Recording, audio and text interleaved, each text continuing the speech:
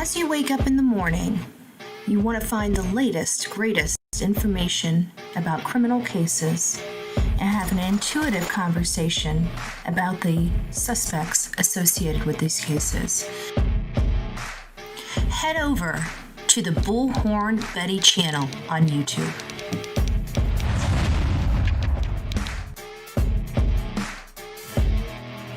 Get breaking news right here on the Bullhorn Betty channel.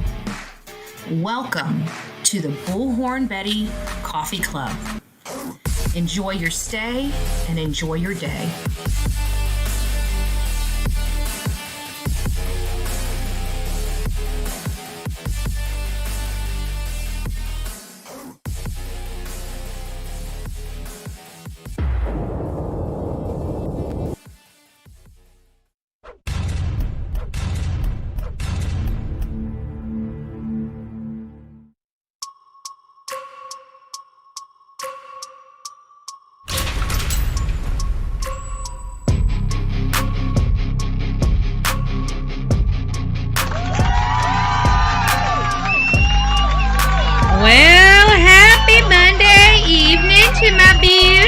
Coffee Club.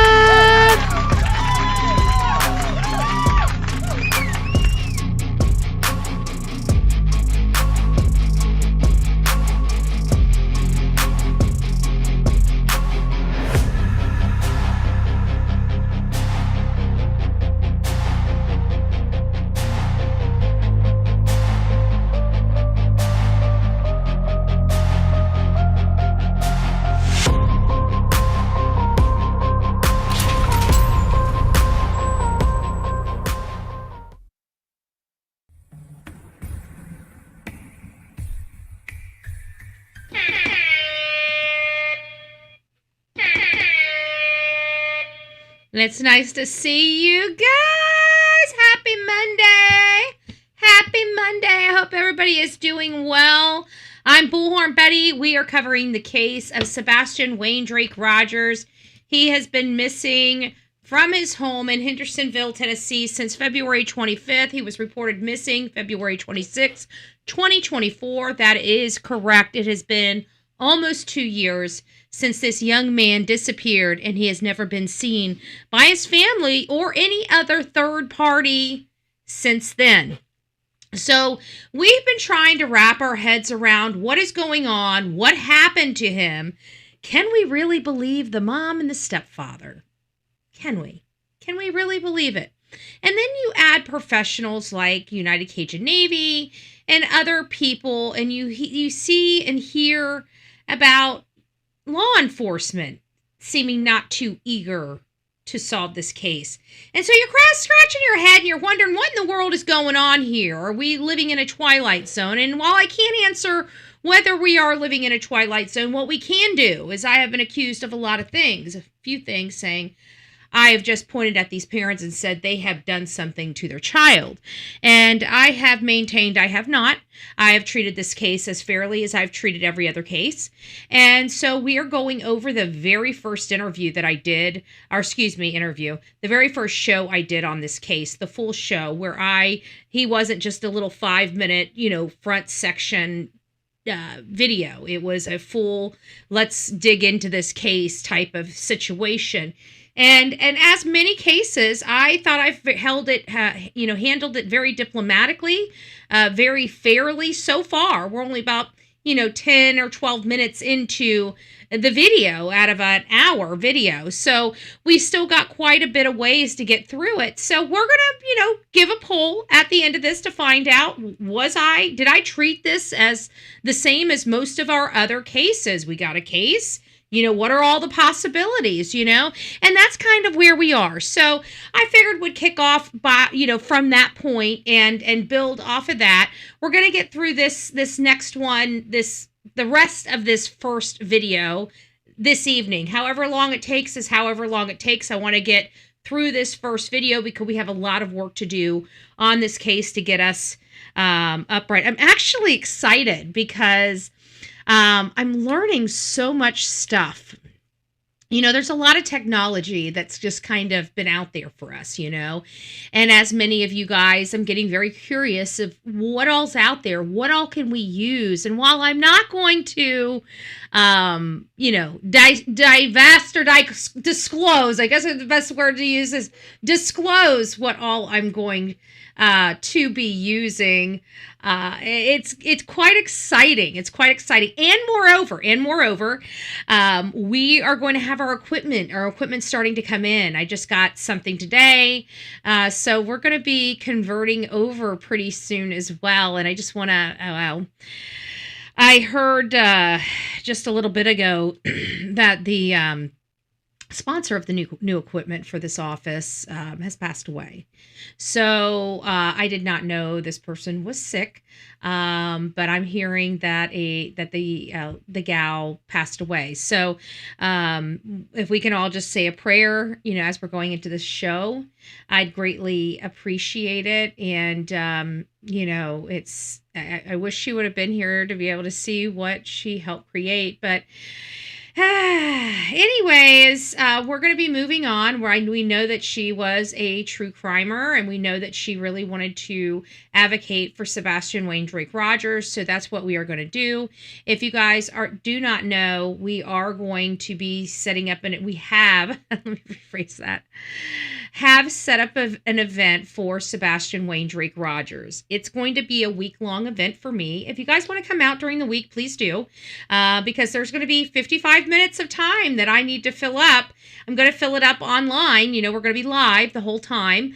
So it's going to be a week long, but I really want everybody that is coming in to come in, or it doesn't matter. If you guys want to stand out there with signs, you're more than welcome. I'm not going to kick you off, right? Even if you want to stay there all week with me. But I really want the people that, only have limited time to take off work and stuff like that to really focus that for the 26th. The 26th is the actual 2-year milestone that Sebastian Wayne Drake Rogers has been missing, reportedly missing from. And we just really want to show him love. We want the community to know that we're coming from a place of goodness, a place of love, a place of encouragement, a place of don't give up, a place of keep fighting, right? A place to ask questions. Even if you're worried about your government, ask them respectfully, right? So we just want to inspire and empower the people out there and let them know they're not alone. Look at this big, beautiful army, Sebastian's army, that's still standing behind him and still standing behind his father. And I'd like it to be as big as we can possibly make it, right? And I want big, beautiful love and hearts and, signs. Honk for Sebastian. We will not forget you. You see something, say something, lock them up, do your job. Corruption lives here. Whatever. We're not going to be picky. I'm just saying. We just want you, right? We just want you. And we just want to make sure that if Sebastian is out there somewhere, he sees what we're all doing to try to bring him home and to find him. So, with that, that's where we're going to leave it. So, anyways, if you guys haven't heard of this case, I'm Bullhorn Betty. I cover true crime. This is the case of Sebastian Wayne Drake Rogers. He disappeared from his home on February 25th, 2026. He was reported by his mother as missing in the morning of, actually it was his stepfather, in the morning of February 26th. And he has never been seen again. From everything that we know, there's 2 logical theories. He either made it home or he did not make it home. If he made it home, then the only person he was inside that home with before he disappeared was his mother. If he did not make it home, the only person he was alone with besides himself was his mother. So no matter how we look at this, whether this child made it to his home or did not make it to his home, his mother is involved and or responsible. In my opinion. Katie Proudfoot comes from a long line of twisted, crazy, immoral family makeup. And Her mother went to jail for quite some time. I would classify Katie as a pretty messed up person. And we learned from Nancy Grace she's not on any medication. And a person that has been raised the way she was raised and went through some of the things that she went through, I can't imagine could be an adult without some type of mood stabilizer or, something to help them, because she's not going through counseling. And many people that have been abused become the abuser, whether it's the same type of abuse or not. I'm not implying one way or another that she ever, injured Sebastian in the way that her mother injured her, nor am I implying that at all. But there is people that have been abused that end up becoming the abuser in different ways, right? Where there's verbal abuse, physical abuse, or just standing by and allowing your significant other to abuse your child. But anyways, before we get started on this, you guys know Sebastian, we've been searching for him for quite some time. His father has always searched for him. The only two people that never really got their feet wet or their boots dirty is Chris and Katie Proudfoot, which is a little crazy for me because they're the military trained parent. So, hello, Eeyore. It's nice to see you. Denise, Melanie, good evening. It's nice to see you. The real me, too. Let them 66. Tammy, it's nice to see you as well. Who else do we have? Football Mom. Hey, Hattie. Allie, it's nice to see you. Groovy Gal, good evening. Candace, Deanna, Big Mac Mike. It's Big Mac Mike's like, I'm freezing. It's so funny. So we were talking about you this morning and everybody's like, who's Big Mac Mike? Because I'm like, well, resident, maybe it was last night. Maybe it wasn't this morning. We were talking about it last night. I think that's because we were talking about when I was going into this, we went through some, and I used to refer to you as our resident defense attorney. Everybody's like, who's Big Mac Mike? Who's Big Mac Mike? This is Big Mac Mike, guys. Welcome. There we go. Our famous resident defense attorney. The things we forget. It is cold. It is. I will tell you, I took Delilah out to play ball with her, and I threw the ball like 3 times, and I'm like, let's get back inside. Let's go back out. Like, brr, it's cold. The wind is just howling out there. Tomorrow, guys, it's going to be like 30 degrees, 38 degrees for me tomorrow. I'm going to be right there with you. Maybe not as to the extent, but it's going to be up there, folks. It's going to be up there. Hey, Samantha. Oh, there she is. Yeah, just got home. I just heard, I didn't realize your mom. Did your mom, is it you? Did your mom pass away? I'm so sorry if I didn't see that. God bless you. We're definitely praying. Let's see. Oh, this popped way up on me. Hold on, guys. I got to go all the way back up. We got a lot of people in here, don't we? Ooh, we do. Okay. So Samantha, Tina, it's nice to see you. Sparky Doo, Allie, hello. Mama, it's nice to see you. Shadow, hello. Tammy, Groovy Gal, Sonia, it's nice to see you. I've already said hi to all of you, which is nice. Oma, it's nice to see you, love. Nisi, hopefully I said that right. It's nice to see you. Welcome. Terry, good evening. It's nice to see you. Brenda Sue, hello, reminding us, if you guys could you guys go out there, hit that thumbs up button, come back in here. Tell us what state or county you're from, state and community or area, like Eastern, whatever, Western, Northwestern, whatever you want to share except your address. And let us know what the temperature is so we can all kind of get a range of what the temperature is across the country. Here, I'll start it off. The temperature here right now, and it's dropping here in Bradenton, is 59 degrees. 59 degrees. Again, I'm going to be waking up to 38 degrees in the morning. So let us know where you're at in the temperature. I know it's going to make my bones ache. Mama, it's nice to see you. Candace, Betty fan. Hey, love. I hope you are doing well. Tina, it's nice to see you. Let's see who else we've got. I think I said hi to everybody so far. DZ Dukes, hey, hey, hey. It's nice to see you. Love Bug, I hope you're doing well this evening. Christy, it's nice to see you. Oh. Karen, it's nice to see you. I just came across you. I hope you're doing well. Mama Bear, hello, hello, love. Hello, hello, love. Kiki, it's nice to see you. Who else do we have? Ooh, Tony up in the house. What we got? Hey, Betty. Thank you for keeping Sebastian's name out there. I hope you are staying. Well.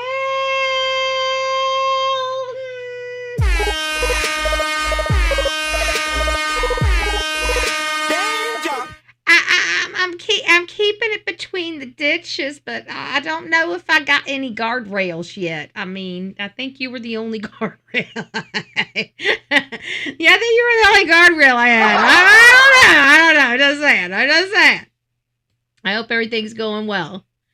Hope it's nice to see you. I hope you are doing well. Susiano, it's nice to see you, Lavo.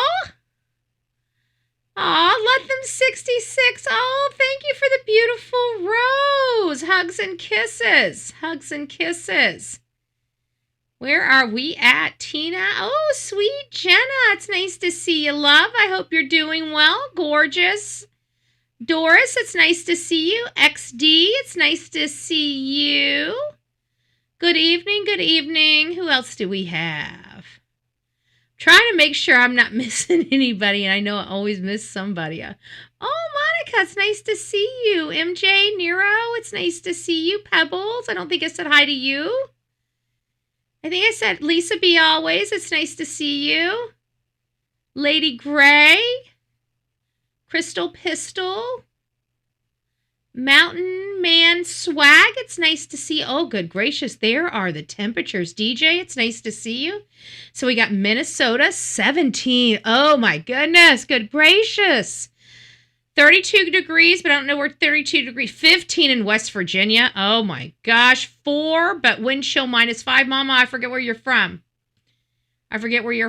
Ohio, Toledo, Ohio, 13, feels like -1. Northeast Ohio, 12 degrees. Oh my gosh, no.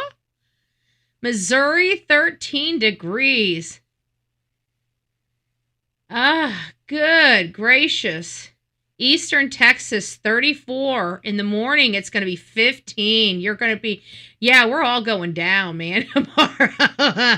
we're not going to be snowed in, but we're all going to be feeling it. I'm just saying, if you guys are up ridiculously early and you guys have a hot cup of coffee because your bones ache because you're too damn cold, by all means, turn into the Bullhorn Betty show. We're probably going to be up and starting around 6 a.m. Tomorrow is one of those days that I have, I'm going to be at the county, so we're going to be doing a live at 6 a.m. I'm done by 8 a.m. I'm out the door by 8:30. I'm at my meeting by 9, and I'm there all day. So I won't be back until later. My brain will be fried, but we will do a live. Deanna, it's nice to see you. Common Sense, hey, hey, hey, hey. MJ, Monica, okay. Oakley, it's nice to see you. I think Butterfly Kisses. I think I got everybody. If I didn't say hi to you, Kathy, I guess I didn't.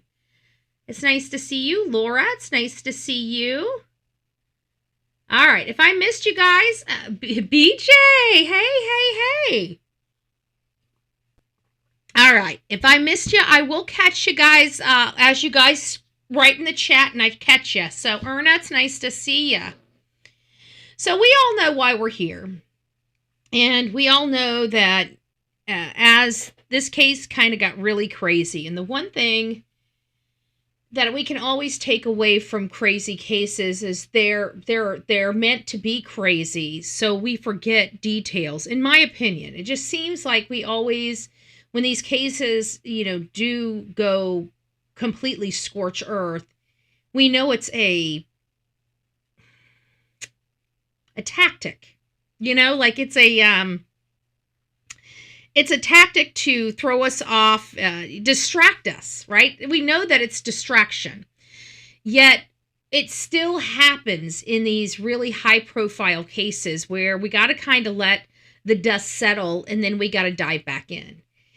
And so we've been trying to dive back in, little by slow. And so I was sitting here, we all know that we need to go back. We were plugging in interviews to see if that can give us a leading edge on anything, and it's been giving some clarity, especially some of the things that we've been thinking from the very beginning.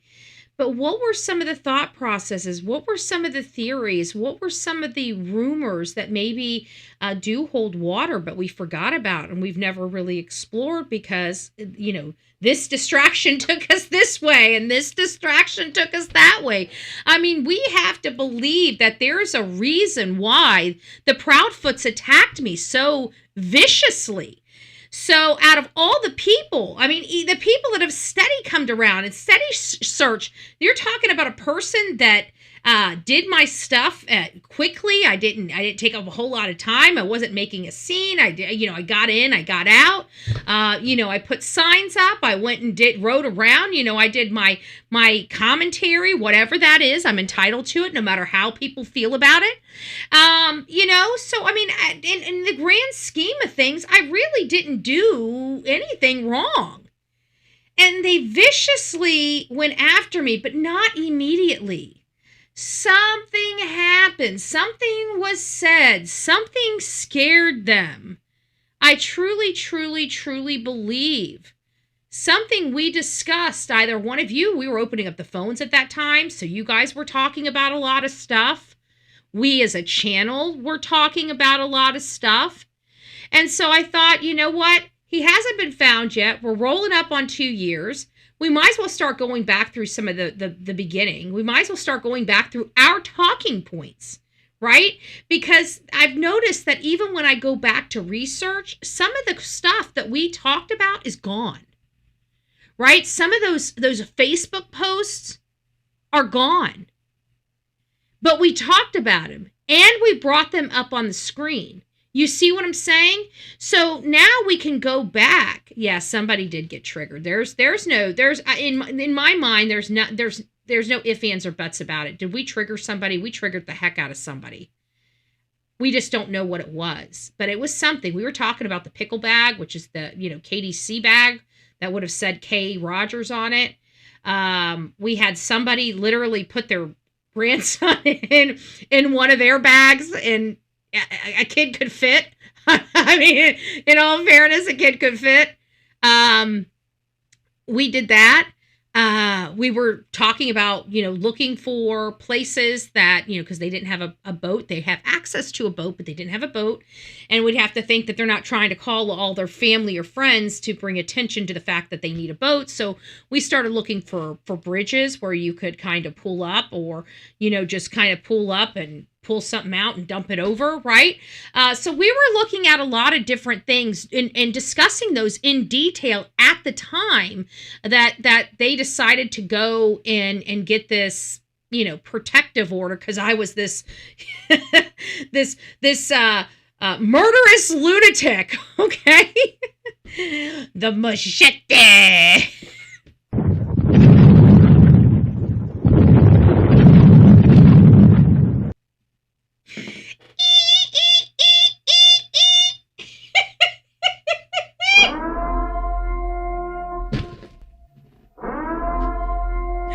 Hashtag Chris and Katie Proudfoot, the most dangerous hashtag on these streets.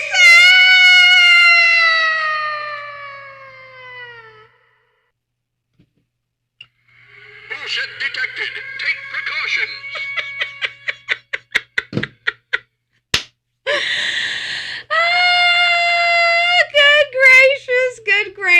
Good gracious. Hey, brown chicken, it's nice to see you.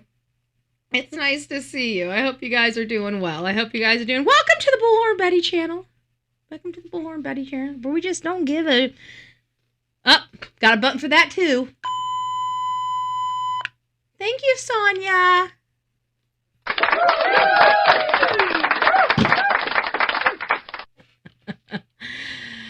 I think lining up Bauer saw. Ooh, I still believe. I know that Chris has given us such a different perspective on it.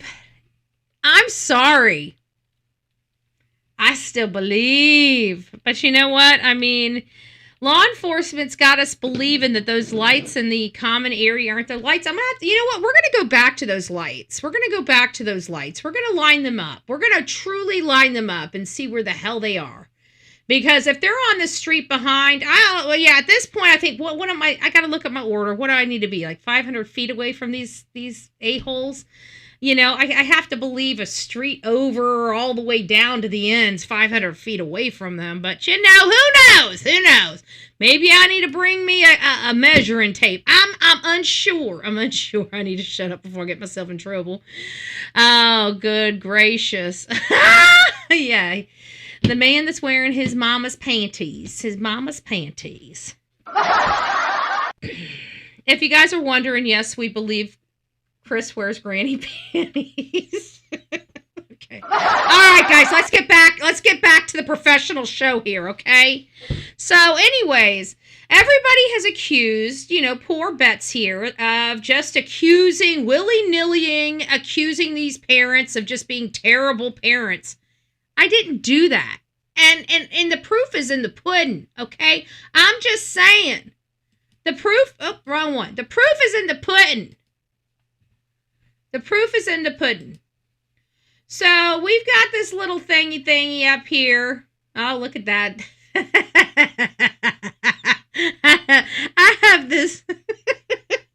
I have this wonderful way of pausing a video, like right at the most embarrassing possible look on somebody's face. I do it with Tim Walls, and clearly I do it for myself too.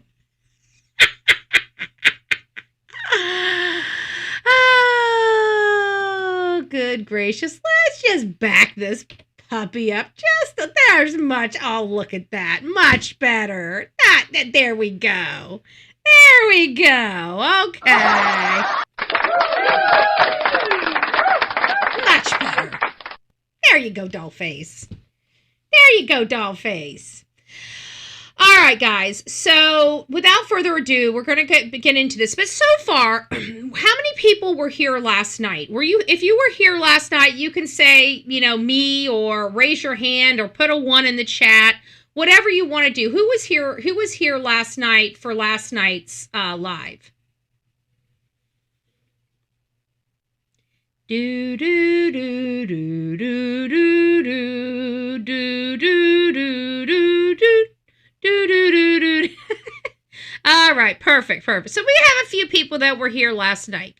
And of those few people that were here last night and actually got a chance to listen to this, the portion that we're not watching again, but the earlier portion of what we're going to be finishing up tonight. Now, can you guys at least agree that it didn't seem like I was overly hostile toward the Proudfoots or, ultra accusatory that it had to be them or anything like that? Did you guys get that vibe off of me? I mean, and be honest, because, we can't fix something if we don't know something's wrong. But I just want to know, did you guys get that kind of vibe? Like I was like, oh, they did it. Okay, so no. So we're getting there. Hold on, let me let a few people speak here. Hey, Cindy, it's nice to see you. Cynthia. Sorry. Hello. They need to be shouted at. I agree. So, of the people here, hey, Mandy, it's nice to see you. Of the people here that had watched the video last night, I mean, I really wasn't. Of course, we're talking about, possibility of looking at them and stuff like that, but I wasn't overly like, they did this or anything like that. It was just normal commentary, for a situation that we're in where a boy is missing. I even brought up, we're probably just going to find out he just walked out. I mean, that's what I'm saying. We're probably going to find out he just walked out the door, So I really wasn't heavily invested at this point. We even talked about their net worth and, how he looks like he's living in a good home and, just a lot of stuff and how Chris had a good job. I mean, just really, really baseline level stuff. It wasn't, I didn't have a real opinion on the parents. We talked about what some other people had brought up at that time, about their opinion of these parents, which, at the beginning of these cases, many people have a lot of opinions of the people that we're covering, whether it be parents or a significant other or siblings or, friends, everybody's ultra sus of somebody. I mean, look at the Idaho 4. I mean, look how many people pointed and said, look, it's got to be that guy right there, and just goes through this guy's life and tears it apart because they think he might be involved. And it's like, pump the brakes, sister, right? So we weren't doing any of that. We're just having some conversations about possibilities. And, so I just thought it was interesting because we forgot about our initial assessments that, they must have had a problem with Sebastian and must have had a problem with Sebastian going to sleep. And even the fact that we, talked about coddling, parents that have, disabled children have a tendency of coddling them. It's just a natural parental thing where when you have a disabled child, you want them to have the most normal upbringing, and how cruel the world can be and children can be because it's normal behavior for them, and despite how we feel about it, it's normal behavior. Kids are not the nicest, no matter what parents they come from. It takes time. It takes them getting their feelings hurt to finally learn. I am a defense attorney wannabe. I don't have reasonable doubt they're responsible. Wow. I mean, that's pretty big coming from our resident defense attorney. I mean, she throws curveballs all the time, So, it makes us stop and think too. And there's nothing wrong with that. We need, we want justice. We want proper justice. We don't want bad people or good people going to jail. But a lot of good people make some terrible decisions. I mean, look at this Alex guy that from Minnesota. It sounds like he was a stellar guy, but he put himself in a very, very risky situation and he lost his life. And, his parents are going to have to live with that. The people out there that they're, in a few years, it's going to be nothing to them. And that's what's so sad is that the only people, the real people that have to pay the prices of the stuff going on are typically the parents. But that's loving parents. In the case of Sebastian Wayne Drake Rogers, it might actually be his parents, his mom and her husband that just wanted him gone. They were sick and tired of him. At least that's everything that it appears to be, that they just got tired of him. They wanted him out of the house. They approached Seth October 2022. So they had just purchased that big house they live in off of Stafford Court. They had just purchased it in September of 2022. By the end of October of 2022, within 30 days, they're reaching out to Seth to take his son. They want his son out of the house. And he had to jump through, hoops to get him into, online schooling so he could be part of a different, like AB. I don't understand all these different schools and stuff like that, but only people that have autistic children understand. But there was a school he could go to as long as he was enrolled in the homeschooling. He could transfer it and have all this stuff done at this school, I guess, or something like that. It was a transition period for Sebastian, but it took 14 months to get that set up with the schools. It was not an easy process and took time to set up. Well, by the time Seth had it all set up and ready to go, his son disappeared,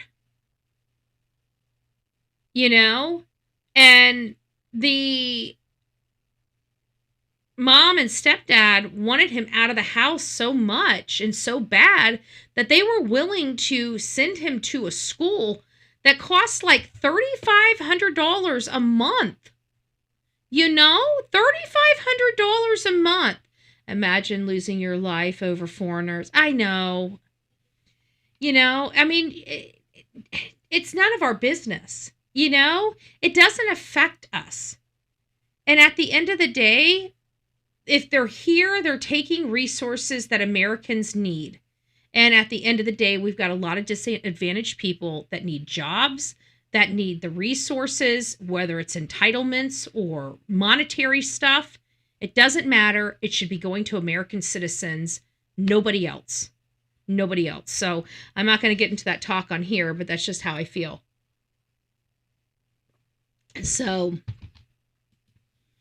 let's get to it.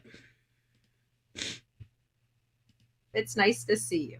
Good morning, everyone. It's great to see you. So, what do we have here? Well, first, before we get really started, I think the best thing to go through right now is the most the release. Okay, there's a TBI release on this case. That's where we stopped yesterday. We were going through some of the preliminary stuff, and that's where we went over my initial assessments. And I was expecting to find these parents coddling their child, and come to find out it wasn't like that. Hey, Liz, it's nice to see you. Show Poodles, nice to see you. Denise, nice to see you. So now we're getting into the release. So this was the first release that we had from TBI. So let's read it. It was released yesterday, so some of you guys may have already seen it. Some of you might have been at work and haven't had time to catch up on this case.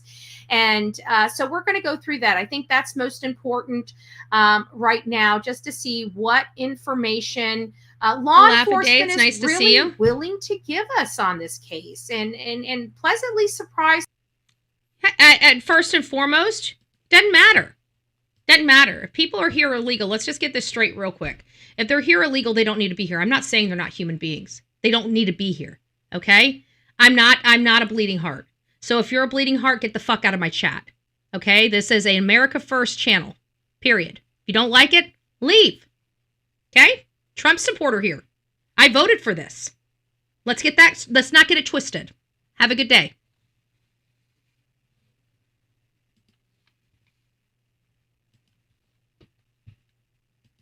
They're doing a lot. But we know that they've got a lot of, this is a concern for everybody, obviously, with Sebastian missing. So this was an update that was provided yesterday. And they say on February 26, 2024, 15-year-old Sebastian Rogers disappeared from his Sumner County home, leading to a large-scale ground search that resulted in first responders covering about 2,000 total miles in their effort to find him. 2,000 miles. 2,000 miles. Total miles. That is a lot. Guys, do you guys have literally the scintilla of how large 2,000 square miles is? Let's find out. Let me get it. Let's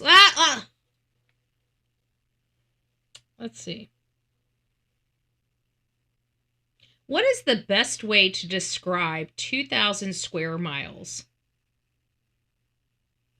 We're not having this conversation here. If you talk one more time, I'm just going to block you. So you can stay here when we talk about that political stuff, or you can get out. I'm not going to spend any more time with you. Okay, this is the Bullhorn Betty channel. I don't know where you're coming to, okay, honey? So have a laughing day, because we're going to be laughing you right on into that quiet room, okay? Okay, so they say, I don't believe this. I think they have a typo here, because they say that it's a geographic comparison, roughly the size of Delaware, that they searched the state or the area the size of Delaware. I'm not sure how an area spanning 2,000 square miles is larger than an entire state of Rhode Island.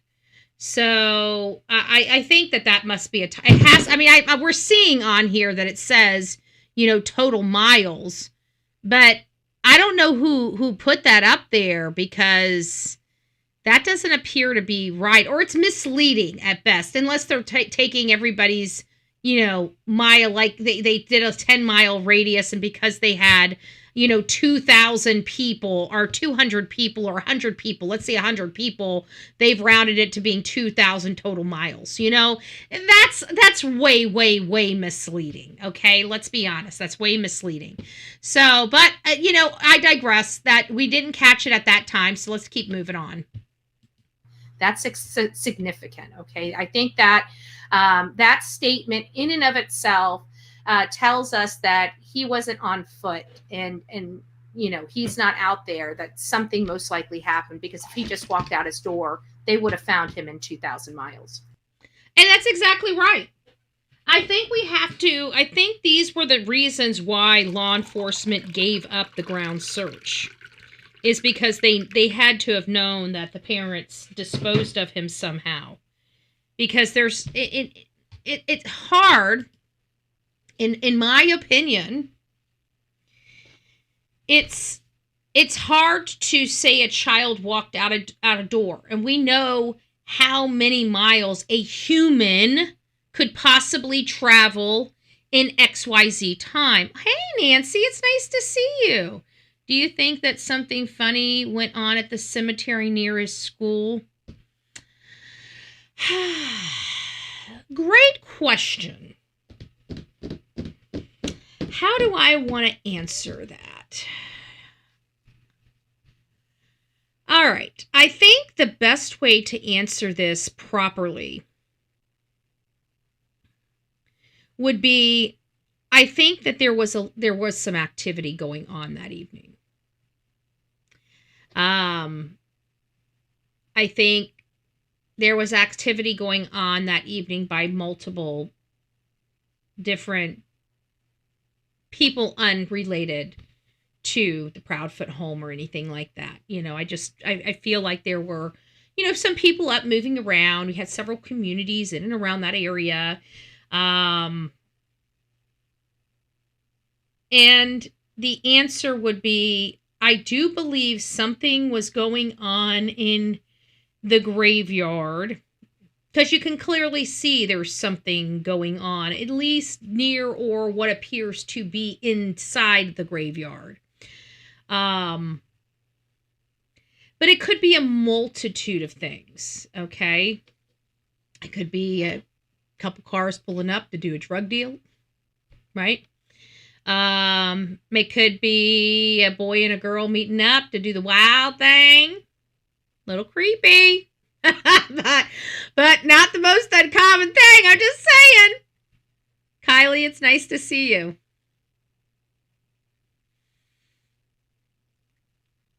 Sandy, it's nice to see you. But Starflower, it's nice to see you as well. The lights line up with the graveyard, and I did see that. But there could be, just because there's activity doesn't necessarily mean that that activity is associated with Sebastian Rogers. So everything that's going on around there can't be attributed to Sebastian Rogers. Could they be two separate events? They could be. Could they be coincidental events? They could be. Could they be completely connected? The answer is yes, they could be. I've seen some of the information. I know that Silver's on the scene's gone out to look at, what's out there, just to confirm, because obviously there is something showing some activity out there. So it'd be foolish not to go check it out, especially if you have the ability to check it out.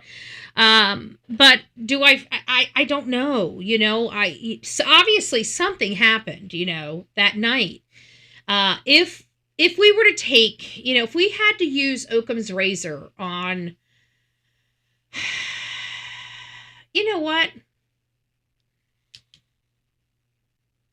Let me pull up something here. Let's see something. Let's check out and see what Occam's razor could theoretically do for us. Hold on a second. Let's see if I can open a thread here. Applying.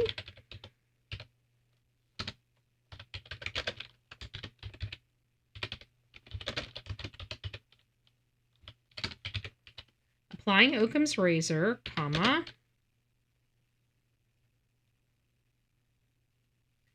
What would the most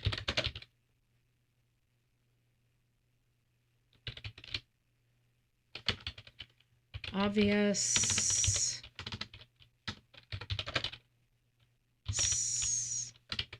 scenario?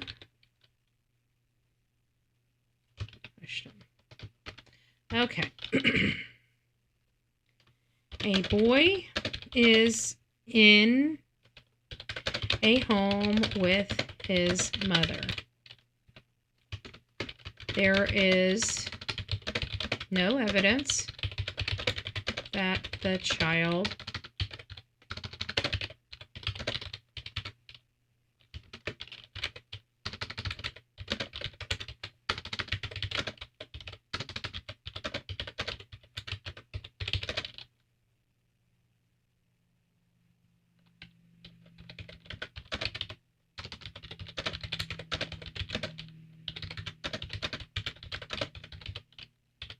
Give me a second, guys.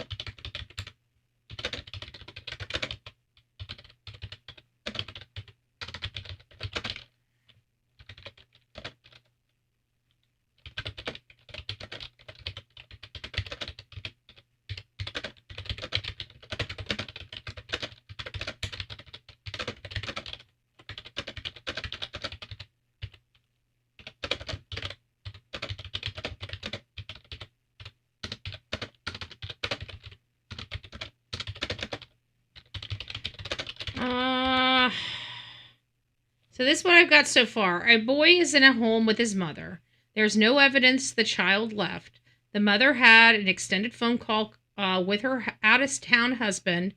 She says she falls asleep while on the phone with her husband and studying, but starts falling asleep around 10, and her husband wakes her up and tells her to go to bed around midnight.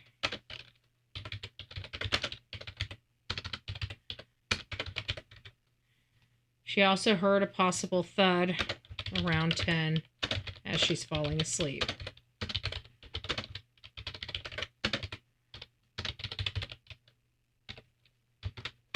She reports her son missing at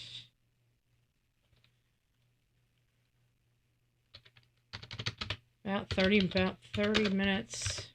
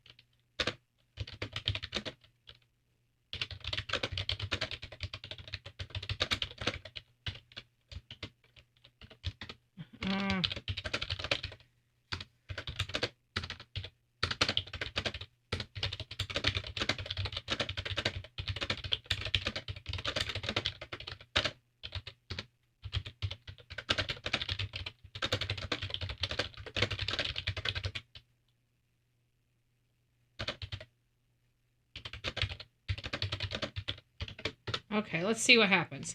This is what I wrote.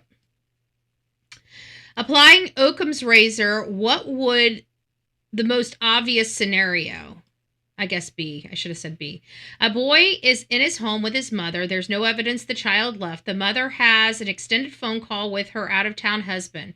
She says she falls asleep while on the phone with her husband and studying, but starts falling asleep around 10. Her husband wakes her up from the phone and tells her to go to bed around midnight. She also said she heard a thud around 10 as she's falling asleep.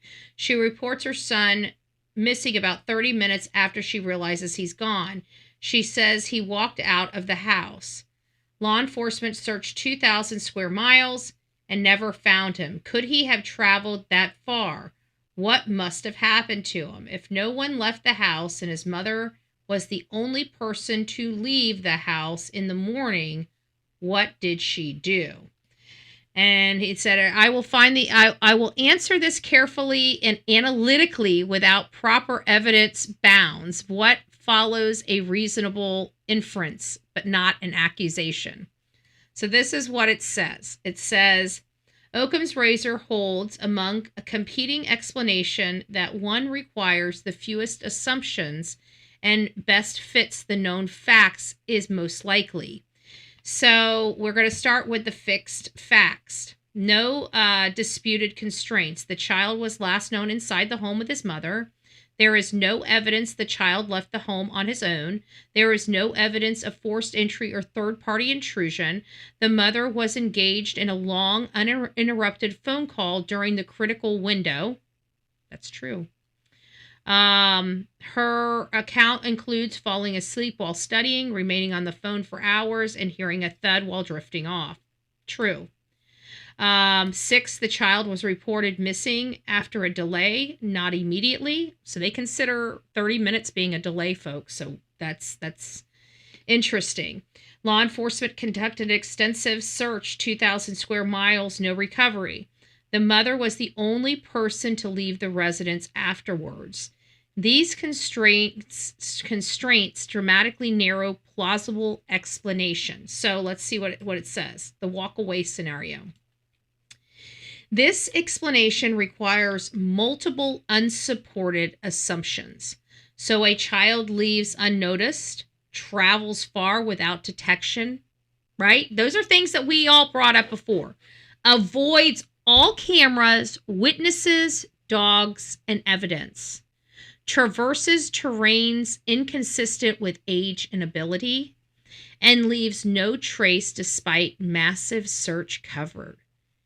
That is true. That's interesting.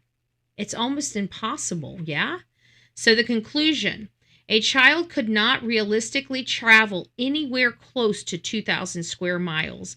Even adults cannot vanish that cleanly without planning, resources, or assistance.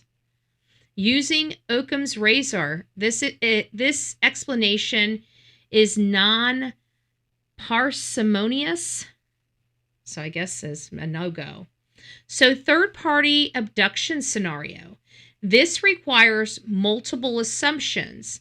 An offender enters without detection, removes a child silently, leaves no physical, digital, or eyewitness evidence, operates during an active phone call without alerting the occupants, evades an extensive manhunt. Yeah, that's why it doesn't seem to make sense. Possible in theory, but statistically rare and evidently unsupported here. So it's saying the simplest scenario that fits all facts without embellishing or speculating. Let me just, before I read this, let me stop and let me ask you guys. So far, would we say that has picked up the accurate parts of it? So let's talk about this. Would you guys agree? Let me read this before you answer. Before you guys answer, let me read this. So fixed facts. Let's make sure that we have the fixed facts, that we all agree for the fixed facts. We have 8 of them here. So 1, the child was last known to be inside the home with his mother. 2, no evidence the child left the home on his own. There's no evidence of forced entry by a third party or intruder. The mother was engaged in long, uninterrupted phone calls during critical window.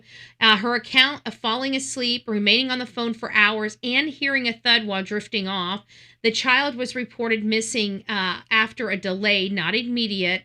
The search was 2,000 square miles with no recovery, and the mother was the only person to leave the residence afterwards. Does that sound, well, before we get into all that, Lisa, does that sound accurate so far? We're giving a very basic question. That's why we're not adding all the details like the shoes. But does that sound accurate so far?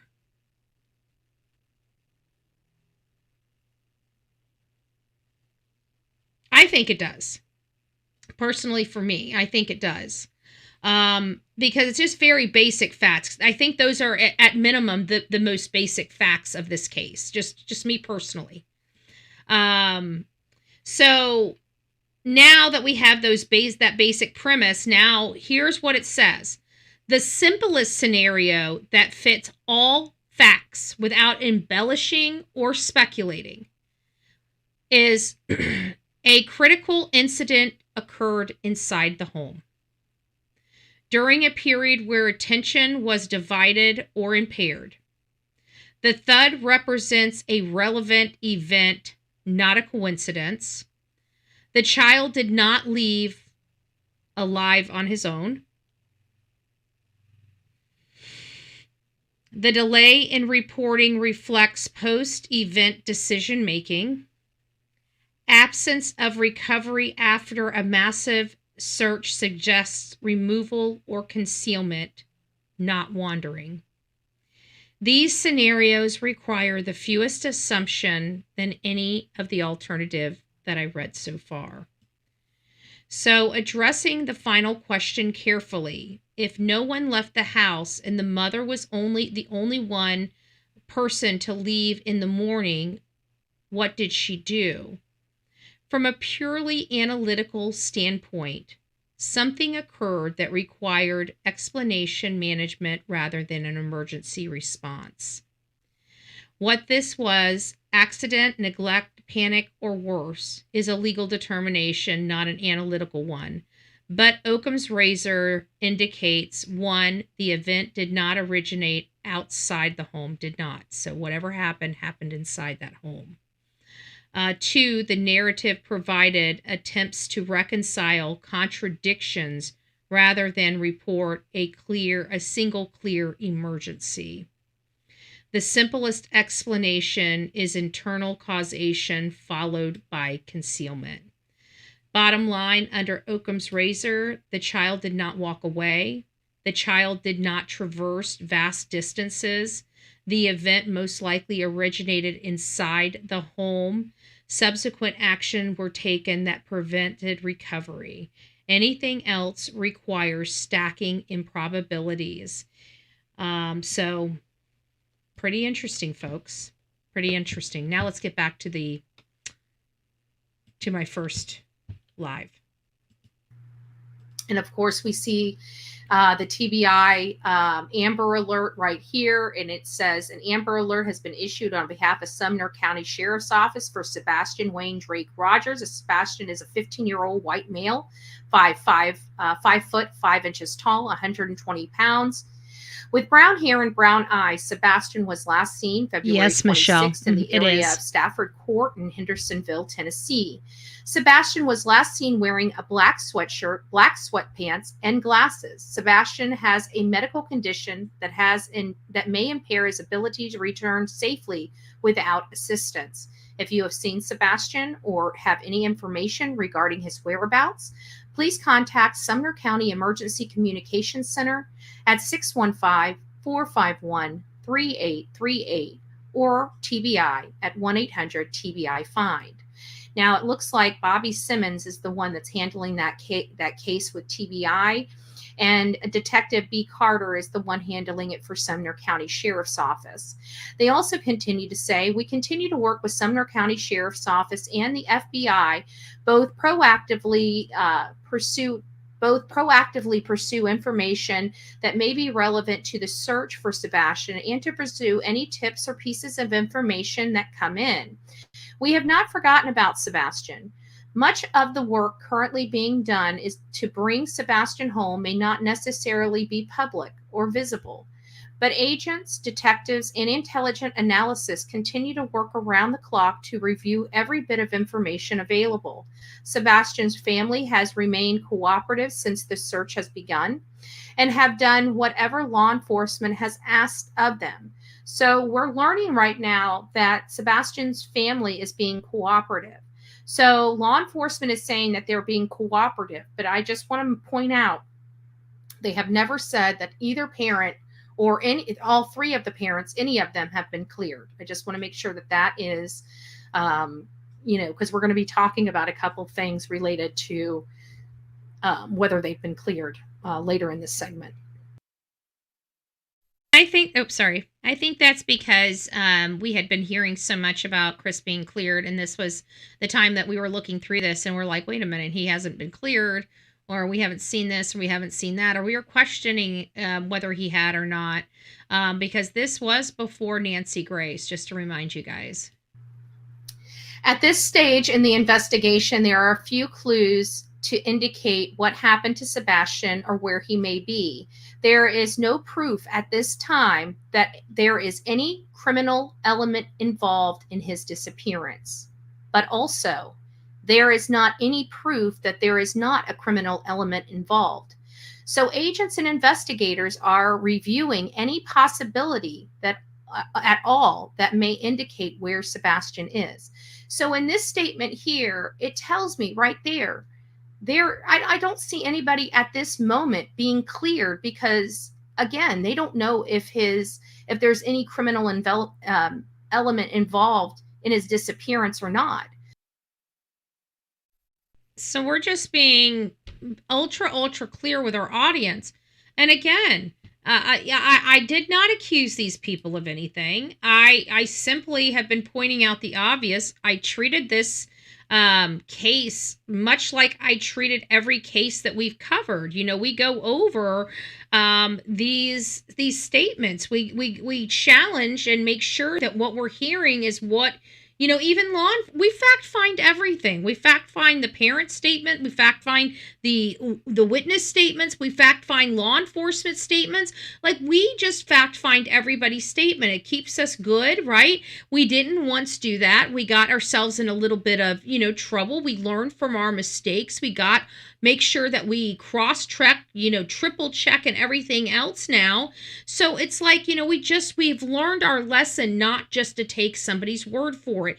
If they're saying, it's this distance from X to Y, well, guess what we're going to do? We're going to drive from X to Y and confirm that it's that distance, right? We just don't take somebody's word for it. So, I'm glad we didn't, because we come to find out that Chris was lying to everybody. He did not pass. They were not cleared. Law enforcement was saying very early on they were not cleared. Nobody was cleared. So if they can't answer that question, they wouldn't be able to necessarily, in my opinion, clear people. In order to preserve the integrity of the investigation, we cannot discuss many of the specifics surrounding the case, but we know how many people care about Sebastian and what has been done and still being done to bring him home. Also, we want to caution the public about putting too much stock into information being presented in various media forms that is inaccurate or incomplete and could be damaging to the investigation. I specifically think that statement is related to Nick Baer's release of that video. I don't think that law enforcement really wanted the public or anybody else to learn of that. So they're saying it's inaccurate or incomplete. Even with the FBI statement, I think that the video is incomplete. I don't want to say that I'm not 100% down with what the latest conversation or statement from law enforcement has been about the lights in that common area, or what we refer to as the lights video that Nick Barris, helped put out there on his, because he's with News 5. He's a journalist, a local paid mainstream media journalist out there. And he put this out, and it really upset Seth, to be honest with you. It caused a big rift when he did this. It caused a big rift between him and Seth Rogers at the time. And that rift has never died down at all, So. But we did learn that video is corroborated. And so that leads us to ask additional questions about the videos. And we're going to go through those here in just a little bit. We ask the public to help us by refraining from sharing speculation posted by or discussed by non-official sources, and reporting only credible tips or information to 1-800-TBI. Thank you, Michelle, because I'm a love machine. I'm a love machine. Michelle just gifted a Bullhorn Betty membership. If you received your Bullhorn Betty membership, which it looks like it went to Sparky Doo, welcome to this crazy family we call the Coffee Club, i.e. the insane asylum. Grab your straitjacket in your padded room and welcome aboard. Now, I definitely don't think we should refrain from sharing speculation. That's what we do. But taking that speculation and reporting it, I think, is not a good use of law enforcement's time. We talk about things on this channel, and I know a lot of other creators talk about certain aspects of these cases on their channel. We do not. If we felt as a creator that something rose to the level of needing to be reported to law enforcement, we would ask the people we learn the information from to report that to law enforcement. If they refuse to, us as creators would most likely report that to law enforcement. So if we're bringing that to the audience, we don't need the audience also enlightening any law enforcement agency. See, we're even providing some instructions so law enforcement is not being, beat up and completely overrun with phone calls. I mean, this is if you guys are just coming in and wondering what we're going over, this is the very first video I did on the case of Sebastian Wayne Drake Rogers. And we're doing this for a few reasons. One, we're going back to the beginning, There's so much stuff we forgot about. There's so much stuff that were rumors that we forgot to follow up with because, at the time this was going on, this was a fluid situation. Everybody was angry. Everybody wanted to know where Sebastian is. People at this point were truly already starting to make their decision that the mom and the stepfather were looking guilty as, all get out. We were just starting the case, so we weren't having really any opinion. We were just kind of making sure all the facts were known. Like, nobody's been cleared.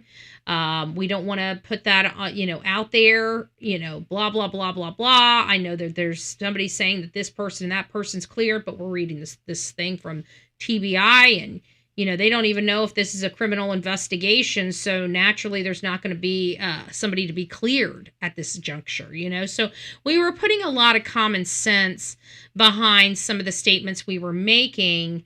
But we were not accusatory. We were just kind of doing what we normally do, go through the possibilities of who could have done this, right?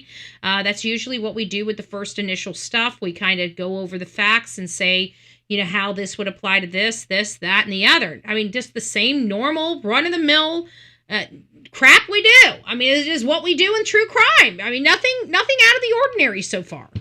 Nothing where I'm pointing at him and saying, you did this, nothing like that. So I just want to tell you that, especially for this channel, if you ever hear anything that's groundbreaking on this channel or breaking news, I can tell you that it would have already been, if I felt it had not yet been reported, I can promise you before it's ever ran on this channel, It would have be been reported. reported to authorities. Yep. Information that has been released by TBI and or Sumner County Sheriff's Office throughout the investigation, including a list of frequently asked questions, can be reviewed below. So here is the frequently asked questions. What areas have been searched? Within the several few days of the search, I'm not going to more than 2,000 go through that miles one. were searched on because we foot. still they haven't Many changed of these areas were they haven't changed this statement. So I'm just going to go out head on and get through it. And let's see what this one is. This one's for what's going on now in the investigation. This is the word salad, you know. The search for Sebastian has not stopped. Every day, tips and leads are investigated. People are being interviewed and re-interviewed, and the evidence has been reviewed once. Yeah, we got the word salad. Okay, so let's get past all this crap. Sorry. You can see my patience for Bullshit level, DEFCON 5. is like at the lowest possible. I'm just saying. Here in just a second, because when I was on that screen, I couldn't see anything. There's a lot of unknowns when it comes to this case, and we don't know the parents, and we don't know what his life was like, and we hope that everything seems normal, but we also know, coming from the true crime industry, what looks normal on the outside doesn't necessarily mean it's normal on the inside. Does that mean it applies to this case? No. It doesn't mean it applies to this case at all. We're just going through. We're educating our people. We're addressing the stuff that they're listening to in the media and on these Facebook groups, and we're educating people. Does this really mean this? Does this? No, it doesn't. No, it doesn't. You know, I thought this was very balanced at the beginning until we knew. Once we knew, and I'm not going to play like I don't know. These parents could absolutely be telling 100% the truth, that that the mom woke up and has no clue what happened to her son. And there are many professionals that believe the Proudfoots are being honest when they're saying these things. But there's a few things that... And that was referencing that about body language experts. They you know, of course, the deception detective, he don't believe it. He ain't buying it. I keep wanting to know if, you know, the deception detectives are going to redo their... I mean, I think they should, because they got to know at this point that they were so off base. I think this case, was as many interviews as Chris and Katie have provided. They should have redone their assessment of Chris and Katie. They've got enough to pull from now. They have enough for their baseline. I bet you their statements would be much, much different today than they were back then. But we'll never know until somebody asks them, please, redo it. But are they still haven't. very I don't know why. perplexing to me. For example, they said the door was locked. They said the door was locked when they got up that morning. Does he have a key to get in and out of the house? And if so, has that key accounted for? Because there's only one way to lock a door, and usually that's a key, unless you have a keypad. Now, did he, hit the keypad? That's a possibility. But I would like to know more about that, because later down, windows locked too. Yeah, Allie, great point. Were the windows locked? I think that was you, Allie. If somebody was to get into the house or try to get him out of the house, how would that happen? My other issue with this is the fact that I feel like if he walked out of the Do you guys see I just talked about a third person coming in the house and taking him? Oh my gosh, you mean I wasn't accusing Chris and Katie? Excuse me, the most dangerous words in the world? Hashtag Chris and Katie? Well, no. A house. There would have been some now we're talking type about of walking security out camera that picked up some type of movement. Whether or not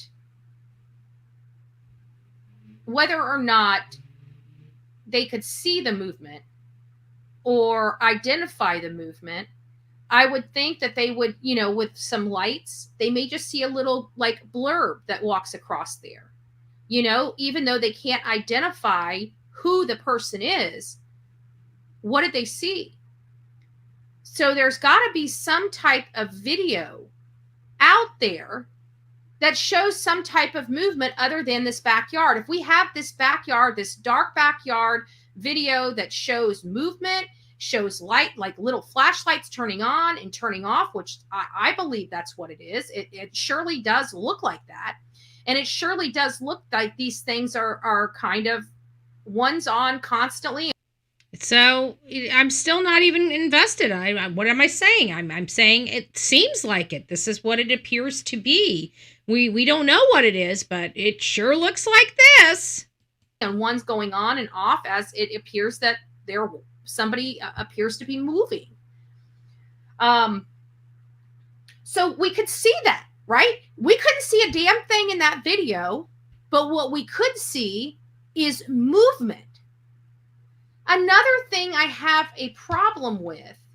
And that's a real statement, folks. You know what? Nothing out of the end, even with the new statement that law enforcement is using right now, trying to say that these aren't, individuals walking in the common area with the light, that it's happening, on the next road over, but it's up on kind of a hill or an embankment. And it's a reflection of a car or of a pickup truck that's moving in the area. There's obviously movement going on at this time of night, okay?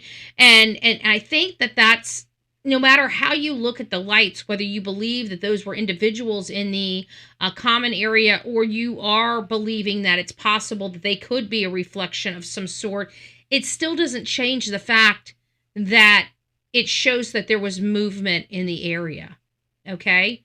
I think that's an interesting statement I made in light, because we forget about that.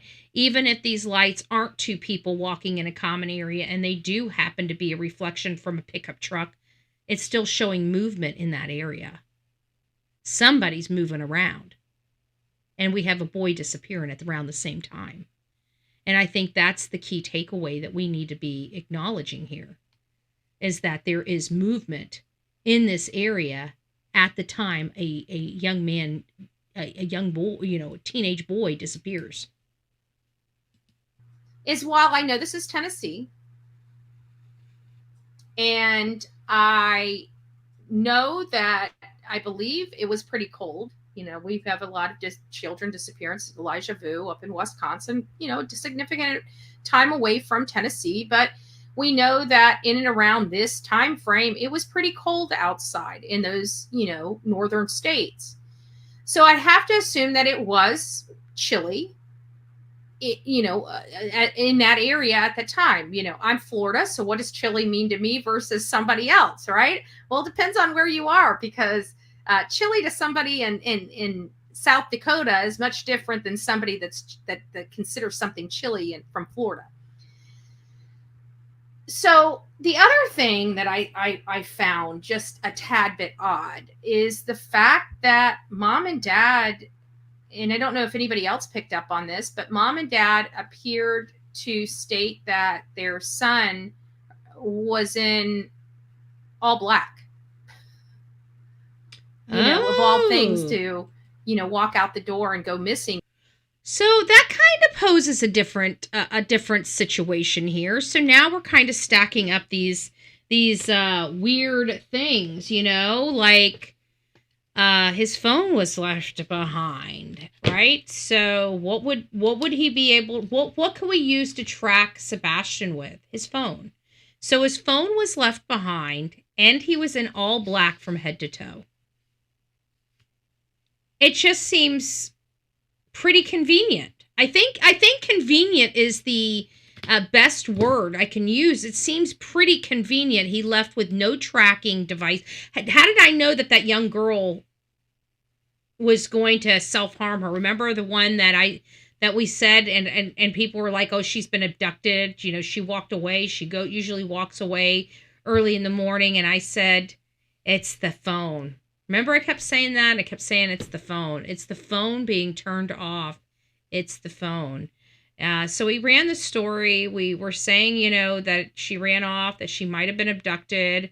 But you know, the more we covered the story, the more I kept circling back, and I'm like, guys, you know, we're gonna say what we need to say here, but I got to be honest with you. It's this phone. It's her phone that's really got me bothered here. It's her phone.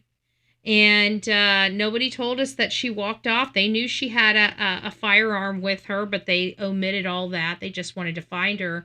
But once we picked up that this might be a self-harmer, I'm like, she's very close to that place. And she was found, I think, a quarter mile away. Because it's just those things you just pick up on when you cover cases, so many different cases, or you review so many different cases, or you read about so many different types of cases. You got to understand, we cover like a case of Sebastian Rogers, but theoretically I'm reviewing 150 cases before I land on a Sebastian Rogers case. You know, I'm looking at a lot of different cases. There's a lot of things that a case has to have for me to put real time and money behind, right? And Sebastian's case had it at the time. He was a teenage boy. We didn't really cover teenage boys, but there was something about this case that was really bothering me, and I don't know what it was.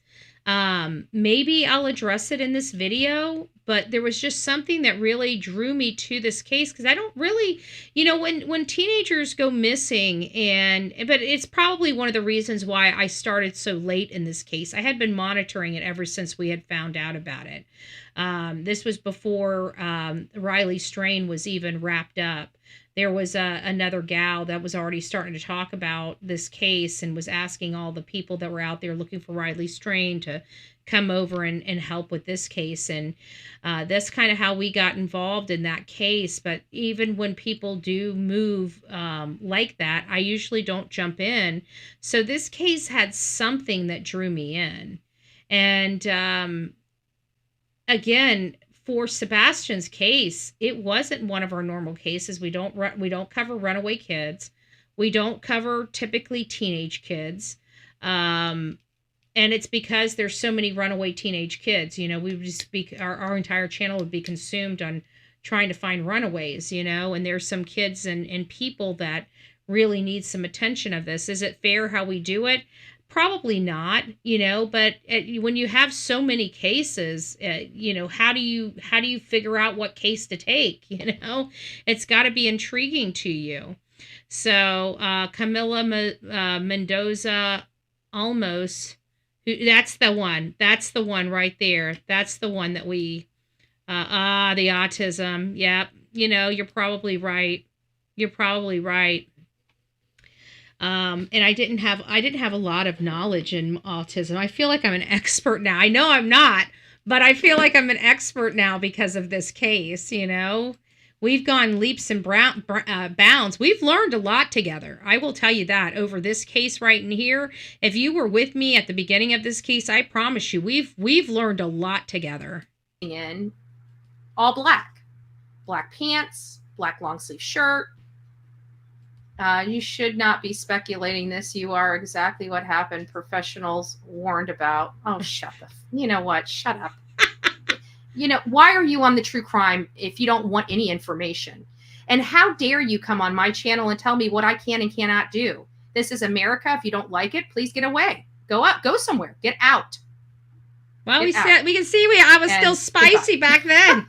Don't come in my channel. Let me tell you something. This is don't be a Richard. If you don't like true crime, why are you watching it?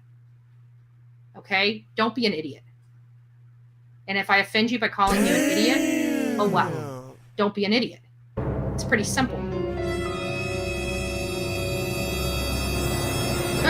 By By the way, don't forget to hit your like button. Don't forget to hit the like button, right? Oh, some idiot telling me you shouldn't speculate. Take those bleeding hearts someplace else. Get off true crime. You literally have no business being here. If that's what you think, like literally get off YouTube. You're an idiot who don't deserve YouTube. Oh my God, she hurt my feelings. Betty's bad. Well, don't be a dick. It's pretty simple. One freaking rule. An asshat can't even listen to one stupid rule.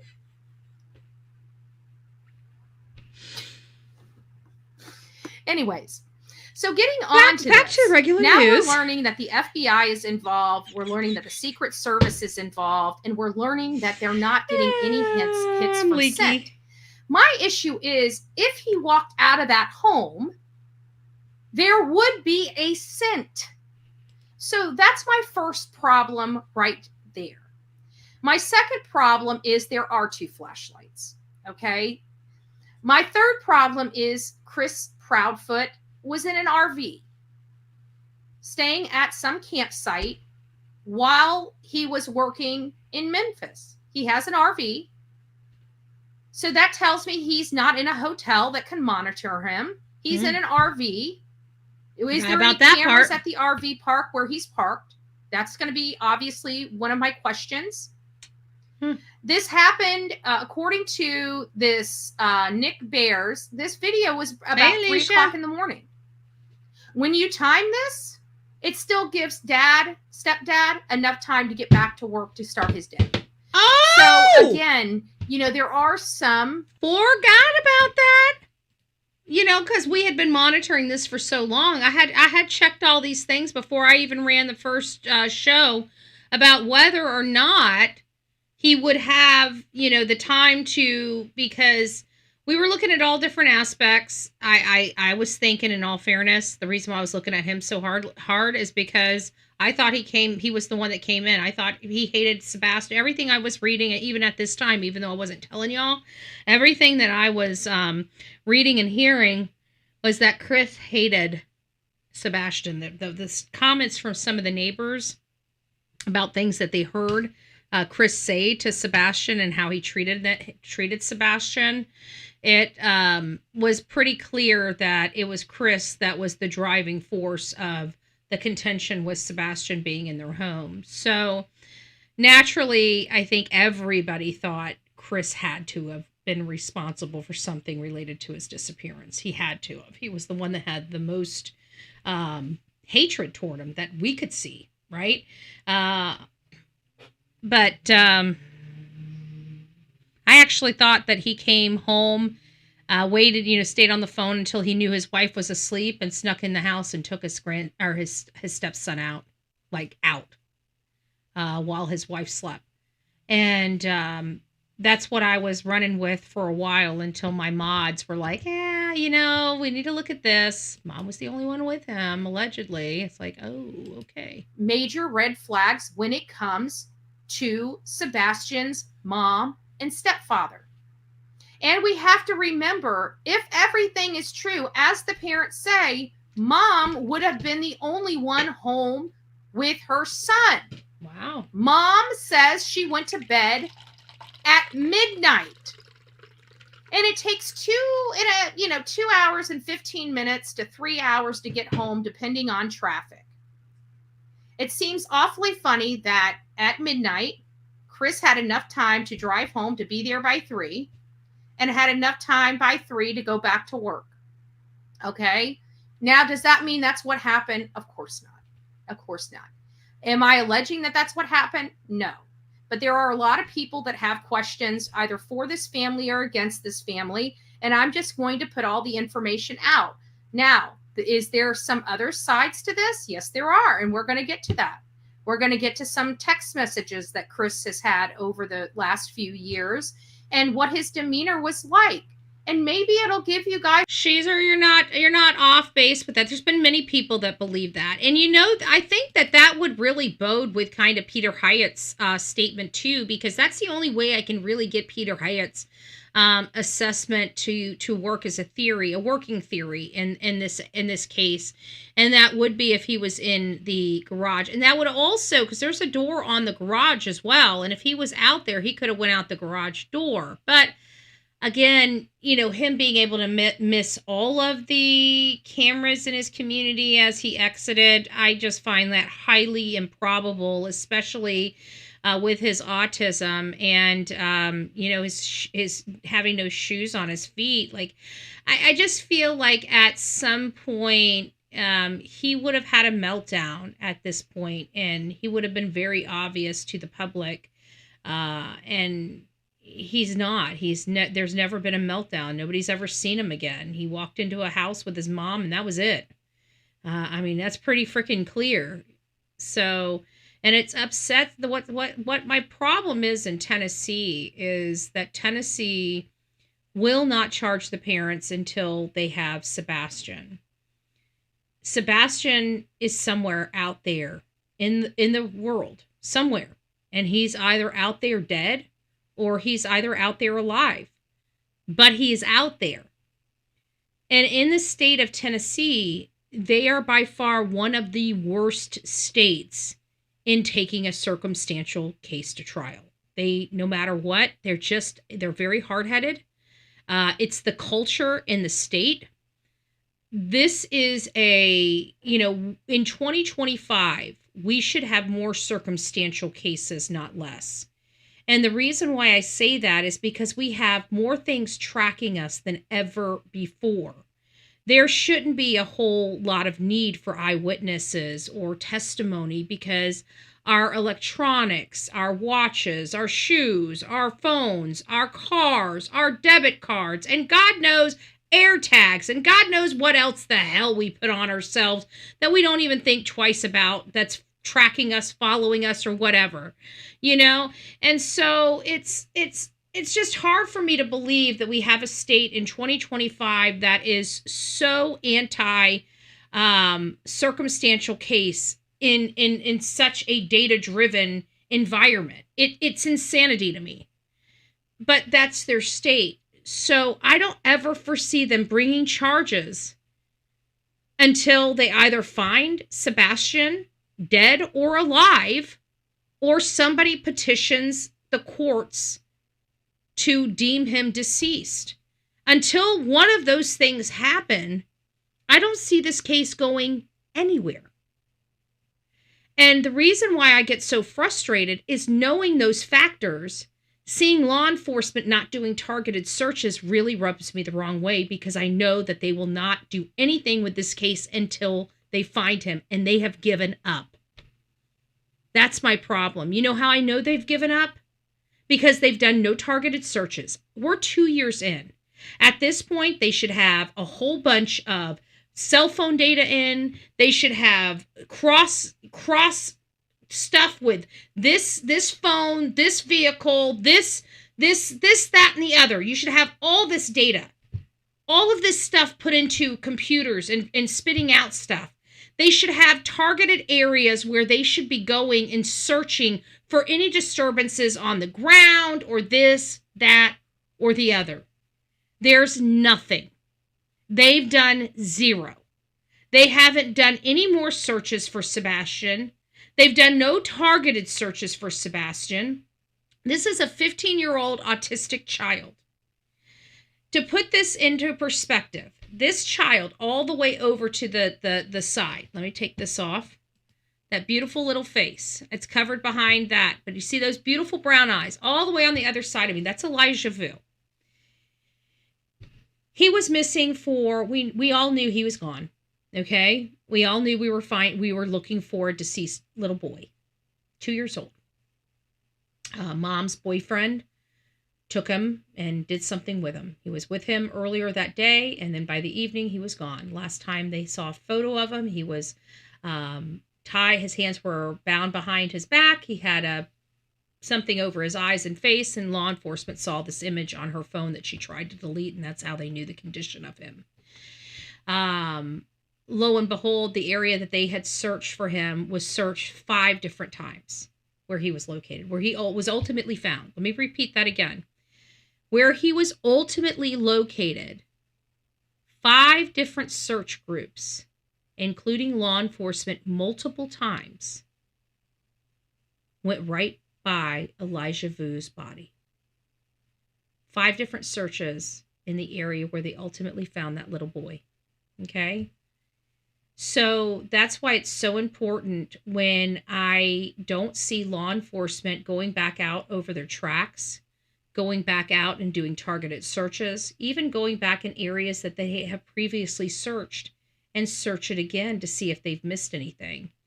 What you get from them is they just close the file, put it in the drawer, and they're just fine about moving on until something comes on up. Then I'll pull out the file and we'll follow the lead. The old Tennessee way. Lazy. I got a big pecker, but don't know how to use it. Lazy.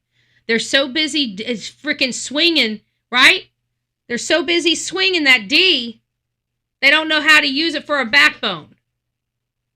They don't know how to use it for a backbone. I have met more arrogant people in Tennessee that wear a badge than ever in my history of doing all of this.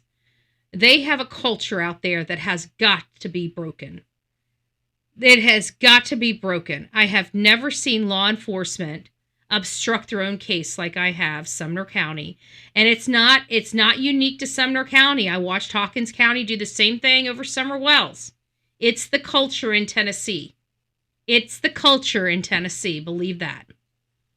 This is from county to county. It's infected. Has a different perspective of who Chris Proudfoot is, right? Because right now we're looking at this saying, holy crap.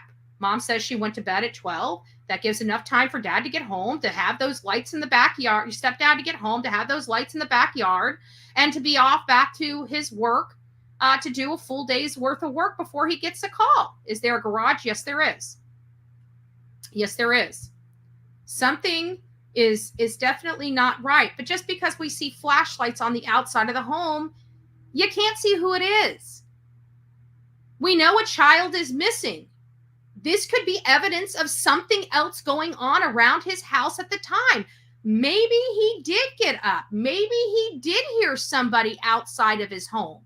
Maybe he went to go investigate it because he wasn't, he's an autistic boy that's not thinking clearly that of the dangers. Maybe he did instinctually get up and did walk out of the house without his shoes and did take a flashlight out there to investigate who was outside of his home in his.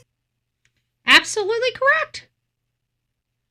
Absolutely correct. Yeah, I know we're not getting into Minnesota. We're not getting into Minnesota, Unicorn. That's for tomorrow morning. We'll be beating Minnesota up bright and early, 6 a.m. Rain or shine tomorrow, okay? So if you guys want to get your update and your fix for the rioting going on out in Minnesota, you're going to want to set your alarm clocks for about 5:45 and have your coffee being prepared at 5:30, so when you wake up, you can go and get yourself a nice little cup. But yeah, it's a good old boys club, and we want people to come out because look, listen, we're not the only ones screaming corruption, folks. Okay, you got to remember there was that lady that's like the bail bondsman lady out there. She had some rapper guy, and I'm sorry, I don't keep up on that stuff, but they were screaming corruption too. And I have to think that, they're screaming corruption. We're screaming corruption. We're seeing all these unlawful arrests for DUIs. We saw them unlawfully arrest me. We know that they're willing to do that kind of crap. So, at the end of the day, I believe her. I believe them. I don't trust Sumner County. I can tell you that. Sumner County is as crooked as a politician. That's right. They are politicians.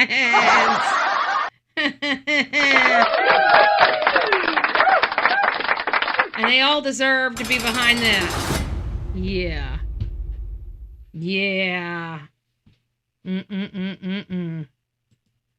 Backyard.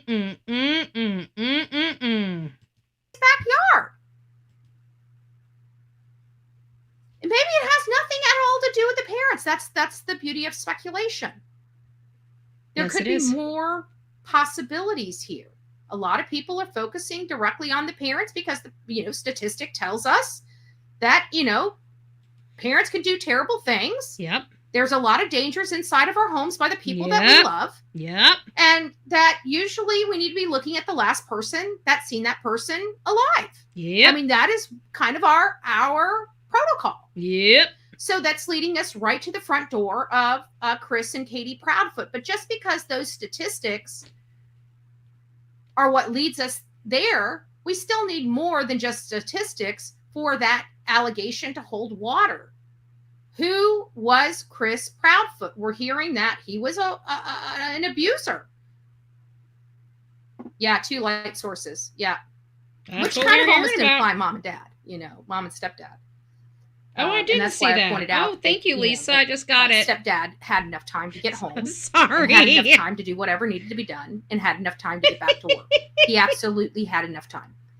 So there's no ifs, ands, and buts or buts about it. Did he have enough time? If he truly was in Memphis and did not come home that weekend, would he have had time to get to work, to go to work, or to be at his RV, come home, help his wife, and head back to work to act like nothing ever happened? Yes, he does have the time is there, in my opinion, from what the mom says of her going to bed at midnight. They are sus, Bonnie. There's no ifs, ands, or buts about it, but that's because we don't know them. Like, for example, if somebody's told me that my mom hurt somebody, it's and the whole world was breathing down our necks saying, your mom, and it's like, I know my mom. You're not gonna argue with me as to whether my mom did this horrible thing or not. Of course she did. So we also have that too. We just don't know these people. So naturally, because we don't know their behaviors, they can be suspects to us. But however, had we known them their whole life, our perception of this might be different, where we say there is no possible way. I don't care what you say. I don't care how this looks. There's no possible way. But again, we don't know these people, so we can't bring that up. We can only bring up what we feel in our emotional situation. And when we start feeling those emotional things, it's based upon our information that we've learned, statistics. So again, I try to educate you guys. I try to do it fairly. I try to do it reasonably. And, going back to the beginning of this really helps solidify, at least in my mind, that we did look at a lot of different angles. We never just bought in to the parents did this. The mom or the stepdad did this. We never bought in. We were looking at a lot of different angles. Hey, Very Happy. It's nice to see you, love. I hope you're doing well.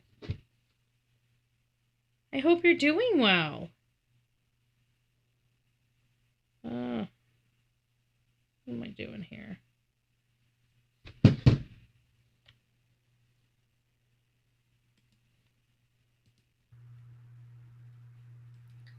So I thought it'd be kind of interesting. I've got a few things that I do want to go over, but I also want to go over this. And I think now would be a great time to kind of dovetail over to the text messages. Interesting. What do we have here? Yeah, I think these are them. Excuse me. That was rude. Text messages. Ooh. These up so I can make sure you guys can see them. Ooh, I see Christopher Proudfoot. Ooh. So Ooh. Let's read these. Hold on. We forgot. This is what I was talking. Remember, I was just telling you guys about it, that there's some stuff that we once had access to that are no longer. We can't find them. We need to this is the kind of stuff right here I'm talking about. Right here. Okay, let's read this. Let me put it up here on the big screen in case somebody else needs to screenshot it. You're welcome. It says, So Christopher Proudfoot is responding to a lady by the name of Joni Ladd. And he writes, Joni Ladd, have you ever read the latest news from TBI? Here's the link. It may answer some of your questions. And yes, that has happened. And the results are passed. This was when he was trying to imply that he passed his polygraph. So let's see what I have to say here. This should be interesting, folks. This should be interesting. We got some stuff, and like I said, Chris has been speaking to people. Chris has been communicating. So this was one of the things, and it says, have you read the latest news here? May answer some questions. And it says, yes, that has happened and results are passed. They were asking if they had been. I said it a whole lot more snootier this time around than I said it back then. I'm like, oh yeah, he's really trying to be helpful here. Now I'm like, yeah, he was a deflection. That SOB. If they had taken a polygraph test. And they're saying that they have passed the polygraph test. And anybody can tell you they passed a polygraph test because law enforcement is not going to release that information. So it's whenever people tell me they passed polygraph tests and the fact that they were inadmissible in a court of law, I don't really put a whole lot of stock in them. However, here's some of the comments that we had here. It says Okay. So it says I'm about to read it, so I'll let myself. Husband and myself have been praying since day one. I couldn't imagine. And this is to Chris. I'm sorry for everything you and your family are going through. I'd give anything to take away y'all's pain, bring Sebastian home to his family. I'm a mother myself, and it breaks my heart so bad. I wish there were more I could do to help. I pray at night for the Lord to bring Sebastian home or give someone a sign to where he is. Right goes there. On to that. Give me just a second. And here's the insight. Okay, that was out of order just a little bit. So here's the insight. I want you to read some of these things, these statements that Chris has put out there over the years. About these. This was one that was in 2017. He talks a lot about his daughter and how he misses his daughter. You can really see the love of his child throughout these posts. And this one says, I miss her so much. I love her with all my heart. I hope she knows deep down that her daddy is and will always be there for her. 2 hours isn't long enough, but at least it's something. So he's talking about his visitation. He only gets 2 hours visitation. I can't wait until tomorrow morning as well. I get to have her back in my arms again where she belongs. She is my world and the one true meaning of my life. Daddy loves you, Faith. So it seems like he's and this is from 2015. So it's time to finally say goodbye to all my friends in Virginia. So what are we learning here? Okay, guys, if you guys are been doing a timeline, this is going to be important for your timeline. I'm not sure how much of this information is readily available now, but we have 2015. He's in the state of Virginia. He's about to leave the state of Virginia. This is on what date? This is on March 5th, 2015. He's saying goodbye because he's heading over to California. By 2017, he's got Faith. So you can really, timeline this. And then, of course, with Nina's interview, that will further help with some timeline items after 2015 because he went to Virginia over to California. And at some point he met Nina over there and got married with her shortly after this because he was in Virginia in 2015. He's, getting a divorce, marrying and getting a divorce by from Nina by 2016. And by 2017, he's on here talking about how daddy loves you, Faith, yada, yada, yada. You see? So if you need timeline purposes, these are perfect for your timeline. I forgot about these. Here, everyone. You will all be missed, some more than others. If you're guessing if that's you, then that's sad. I'm off to California for a fresh start once again. I can't wait. Worst part So is he being must- so far from my family, but this is my life. He must have got like married like right after he arrived in California. Like I just don't. I mean, this is March 2015. Like he had to have gotten there and got right with somebody. I love you all and will miss you very much. So in 2015, he's making the trip from Virginia over to California. And again, just seems like a fairly normal guy, you know, doesn't seem very hot under the collar. But one thing that is noticeable is he's having failed relationships. Well, see? I'm just saying the obvious. I'm just saying, not playing. He's got a lot of failed relationships, I say. All over the place, right? And he's going from one side of the country to another side of the country. Most likely not a very stable guy. Because of those failed relationships. So we have to look at that as well. Good morning, everyone. It's a beautiful day, especially since we all woke up. I just wanted to take a minute and let everyone know that I'm grateful and blessed to have such amazing family and friends. Thank you to all of you who wished me a happy birthday. I know this only seems like words, but please know that I'm truly grateful and blessed for all of your wishes and happy birthdays. Love you all close and far. You know, seems like a nice guy, right? Seems like a nice guy. This is one that's more recent that he had posted, and this has been since after, my understanding, since after Sebastian. I can't remember. I did pull this off, and I said, I don't think this could be said any other better way. A man's cry for help. He may not cry for help, but if you listen to the music he plays, how fast he drives, how hard he tries to work the pain away, you'll hear the scream of a dying man. And then here's more recent statements. And this is the one that's causing the most problems with everyone. And this is where he's not really wanting to tell people where he was. And this is a problem for me because... Let's gauge the audience here. Let's gauge the audience real quick here. Who found it ultra suspect or majorly problematic that Chris refused to tell us the last time he was home?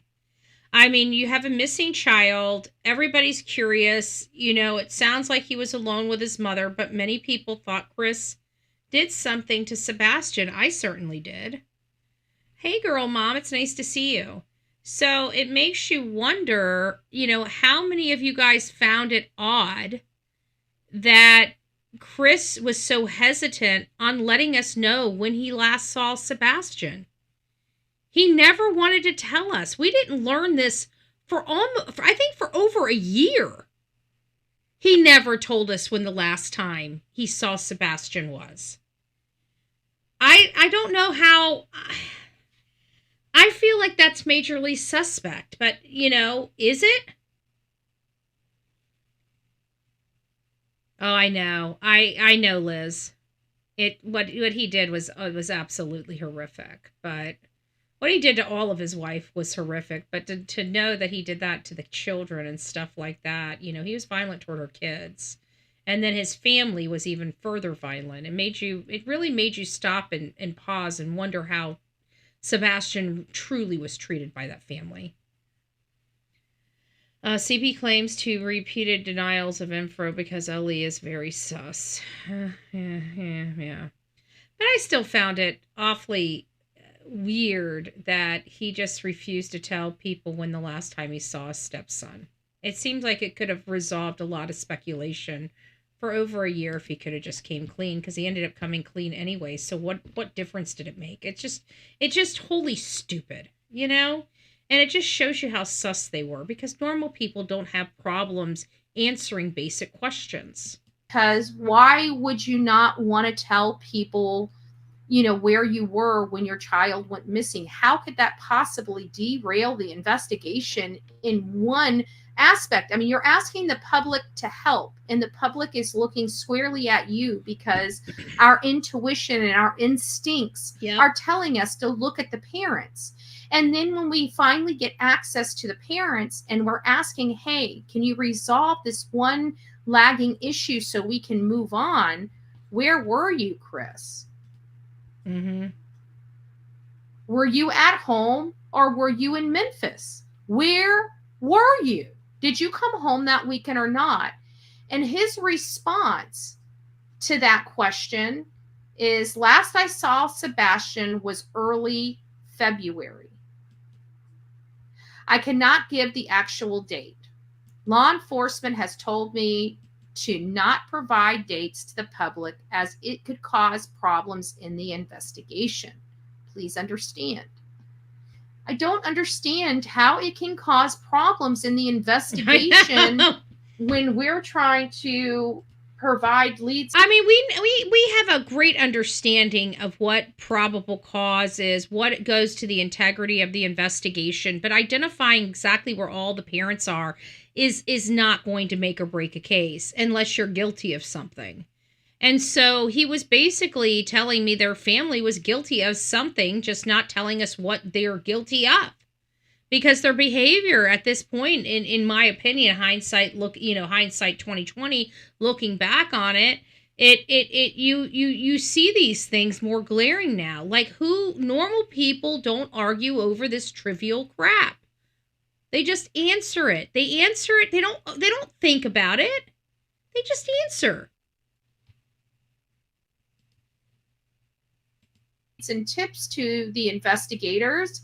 And if we're going to provide tips and leads to the investigators, do we need to be reaching out to people in Memphis to start looking at their video footage to find out where Chris was?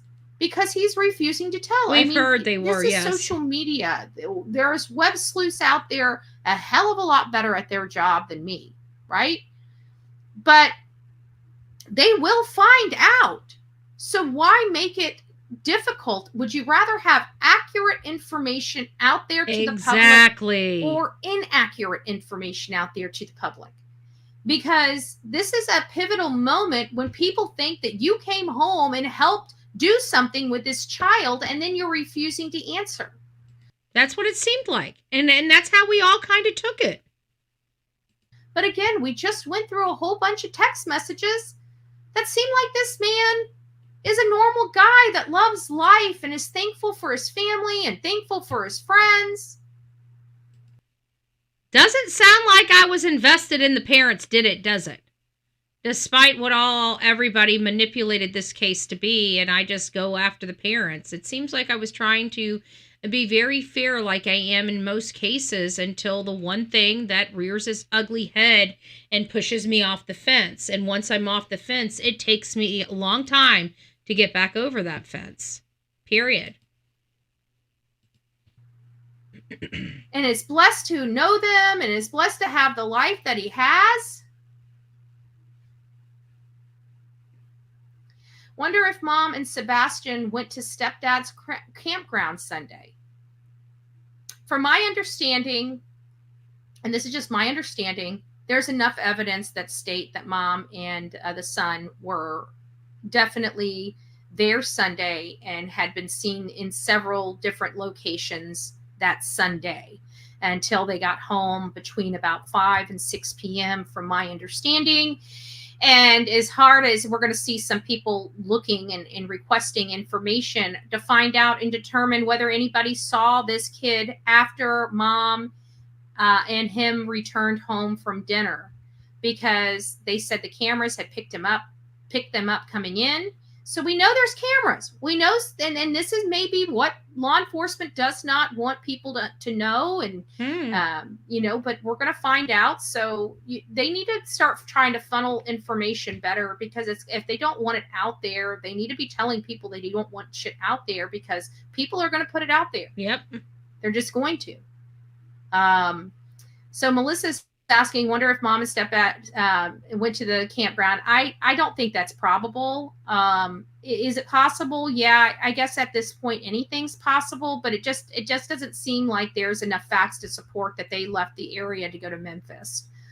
I have followed everything going public about Sebastian, and at first I thought the parents did something to him. After taking my take after seeing the ring video, and I didn't open that one up any wider. Maybe I did down here, but I don't think I did. And this is explaining that yes, he was in an RV. Yeah, they're trying to find out where he parked his RV and where he stayed in Memphis, but they haven't gotten any answers yet. That's something I haven't thought about. There's a video of here it is. There's a video of mom and Sebastian coming home that evening. But did they leave again? People are wanting to know, did they leave again? Is there any video ring doorbell footage? So we're finding out here, guys. This is pretty interesting. It's something we missed. So they have evidence, video evidence of them coming home. Listen to this. And it was in a text message somewhere. Gotten any answers yet? There it is. It says, there's a video of Mom and Sebastian coming home that evening. So they were caught on camera. They've got camera footage showing Sebastian in the car coming home. We missed that. I bet you anything, because think about it, now it's making sense. They didn't say audio. Remember, we heard audio this whole time. But this right here, this statement right here is saying video. But we have to think, they did drive past a lot of videos coming, a lot of cameras coming home. And even if it was dark out, there's going to be somebody that's driving by them that puts an angle right on their face that's captured at some point. So they not only had maybe potentially some audio that he made at home, they also have video of him in the car with his mother heading home. Interesting. We missed that. That's big, folks. And it says it right here. There's video of Mom and Sebastian coming home that evening. Not audio. Video. Video. That's something I haven't thought about. There's a video of here it is. There's a video of Mom and Sebastian coming home that evening. But did they leave again? People are wanting to know, did they leave again? Is there any video ring doorbell footage of them leaving? So we definitely know that there are ring doorbell videos out there that show their comings and goings from that home. So that's good. That's good information that tells us there's a digital trail. There's eyeballs out there watching and monitoring. Yep. They just need to go through all of that, which is a task in and of itself. So people keep going on and keep wanting to know what the campsite is. I live down the road, and he was at his friend's house during the day Sunday. So even a neighbor is saying, I saw him that day. So I think the idea that he was at the campsite in Memphis, I think there's enough evidence here that they were in Hendersonville. And so... and who wrote that? Because they saw Mom and Sebastian coming home, but I don't know about him. I lived down the road, and he was at his friend's house during that Sunday.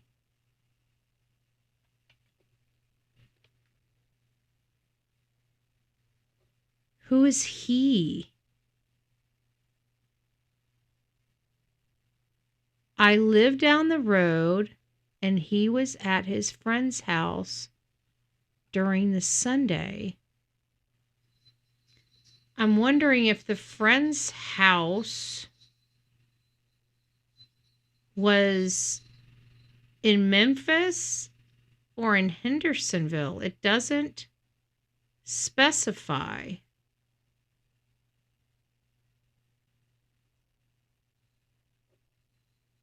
I lived down the road, and he was at his friend's house during that Sunday.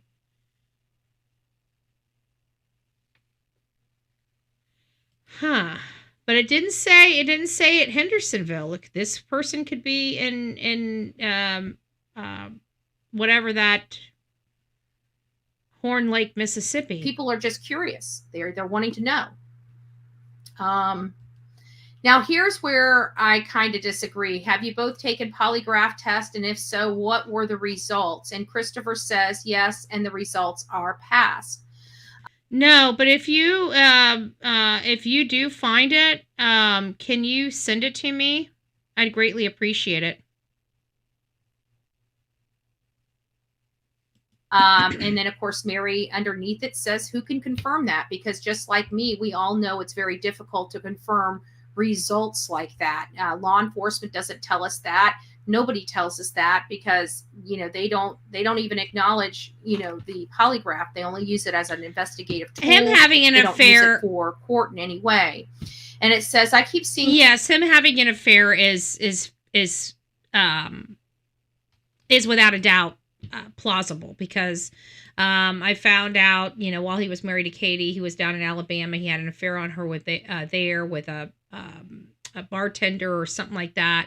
And I wouldn't be surprised. I wouldn't be surprised if he had a woman while he was in Horn Lake, Mississippi as well, because he wasn't coming home. And I'm just saying his MO. It was Dara when they picked up the niece. It was Dara.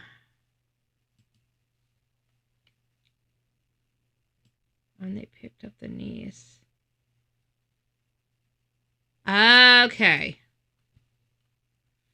I can sit it right now. That's yeah. I'm not going to show it on screen or anything like that. I just want to have it, and I won't show it tonight. I'm going to review it and fix it up because we still got a lot left here.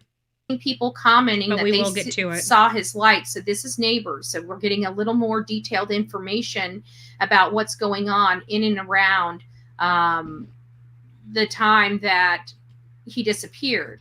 So although mom said she went to bed at midnight, it appears, and we'll have to go back and confirm that his light went off Sunday in his room at 9 p.m. So he was in his room at 9 p.m. But the question is, how do you know it was Sebastian? Did he even make it home Sunday evening?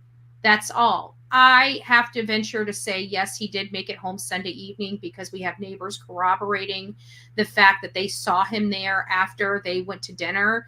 And there is video evidence seeing them come home. So I think that kind of answers itself. More information. He might have left out back and taken out back. If there's only construction remodeling going on in the back, no cameras would have caught him. And I didn't know how this was all set up at the time because I thought behind their house was the construction site. I did not know that they had a whole row of houses behind their houses. And then we find out that there was cameras directly angling to their side of the house, but yet the unscrupulous PI didn't want to release that footage. And that just seems really shocking to me because if you have footage that can exonerate your client, that can, change the opinion of the public, why wouldn't you do that? And he wouldn't release it. They ended up doctoring those photos and videos instead of releasing them to prove their client's innocent. I mean, nobody asked for them. So if you're going to put them out, you should put out the lawful legal copy, right? I mean, none of us were asking it. We didn't even know he had them. He chose to put them out, and he manufactured the documents. He manufactured them. Who does that? No legitimate PI would ever do that. I have never heard about that before in my life. And he showed that he had access to the camera at the house behind Chris and Katie's. So why doesn't he just release the video or the stills without him monkey withing him? I mean, he literally said, "Oh, this proves the case," and then he had a blur mark all the way across the back, and it's like, shut up! Like this, you can't make this stuff up. This guy's a freaking crackpot. He needs to go to a insane asylum. That's how much of a crackpot he is. /them. And Amber's writing, the morning he went missing, mom posted in neighborhood chat asking if anybody had seen Sebastian. Someone thought they saw him. Turned out it wasn't him. Mom asked, did he have on shoes? And did he have a flashlight? Neighbor said the flashlight was a comfort or sensory item They can't remember which, but it doesn't work as a flashlight. He rubs the strings attached to it. As far as being seen on camera, I just heard on one of the interviews Dad did could have been the Pascal show. So I'm not sure about that. Here's another statement from Chris Proudfoot. Good evening, everyone. Thank you all for your interest in helping and searching for my stepson. Yes, they still search, just not at... You notice how overly involved Chris is on making sure that he is in the... you know what his behavior reminds me a lot of? Or I should say this the opposite way, is that Daniel Martel guy. Daniel Martel had the same type of behavior when his stepchildren disappeared. And they disappeared in Lansdowne Station, Nova Scotia, Canada. But they, at the very beginning, they had this overwhelming need to appear helpful. You guys remember that? And I forgot, I mean, I don't know how I forgot, I guess because Chris is just such an asshole. I forgot.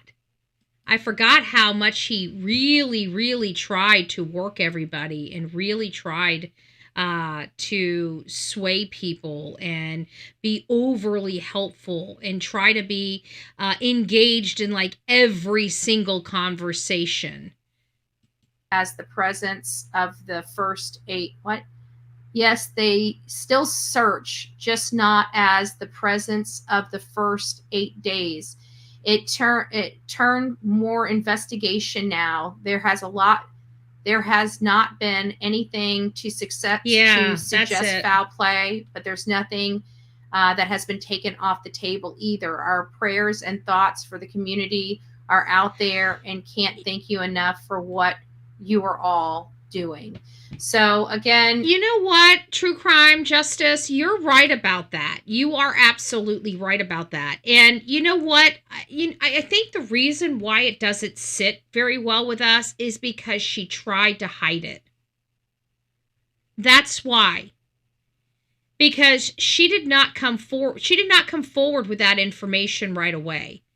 That didn't become. It was almost a month later, 3 weeks later, when she changed her story.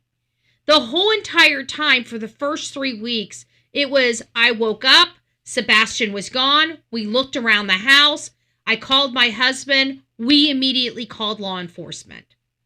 That was the statement. So what happened is law enforcement saw she left, and they had to have questioned her, where did you go?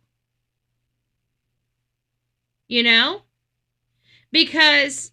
again, from the time she found Sebastian was not in his bed to the time she called Chris 1 to 3 minutes later, it still took him an entire half an hour to call law enforcement to report him missing, and they called the father first. And then after they called the father, they waited an additional 13 minutes before they phoned law enforcement.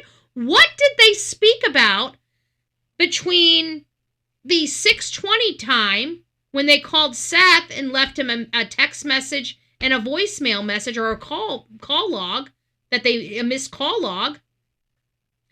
What did they talk to between themselves? Remember, she was on three-way. She acknowledged she was on three-way.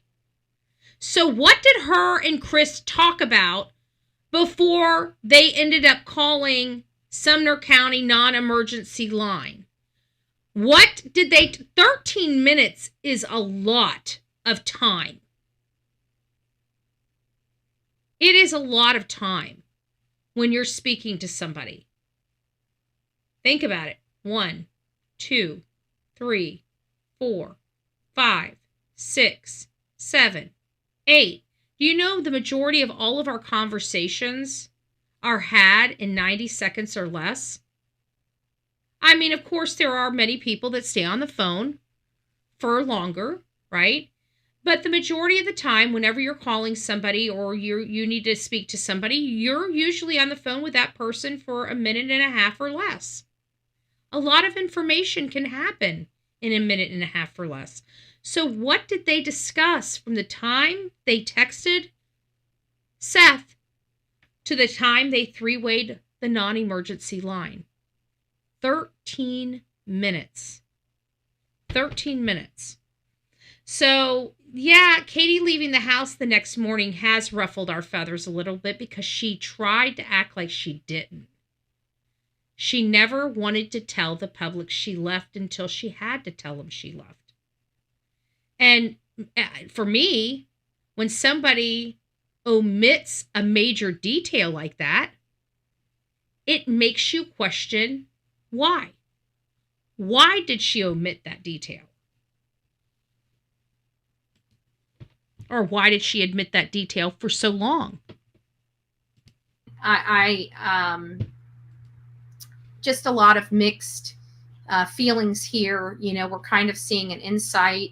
I'm looking at a different side of Chris. You know, when we see those horrible, you know, court filings from his significant other that he's in a custody battle over. Good point. You know, and most likely child support and other financial stuff that he would, you know, those Another things good we all point, know, Mike. those things do get a little tense, and people say a lot of things because they're fighting their case. So is this a situation like that where, you know, maybe we're giving him a bad name? You know, maybe we're seeing this New Mexico situation differently than it really is. Or maybe he's just a bad guy that can fool a lot of people because he's been this abusive man for so long that it just comes easily for him to put up this facade and look like this good guy.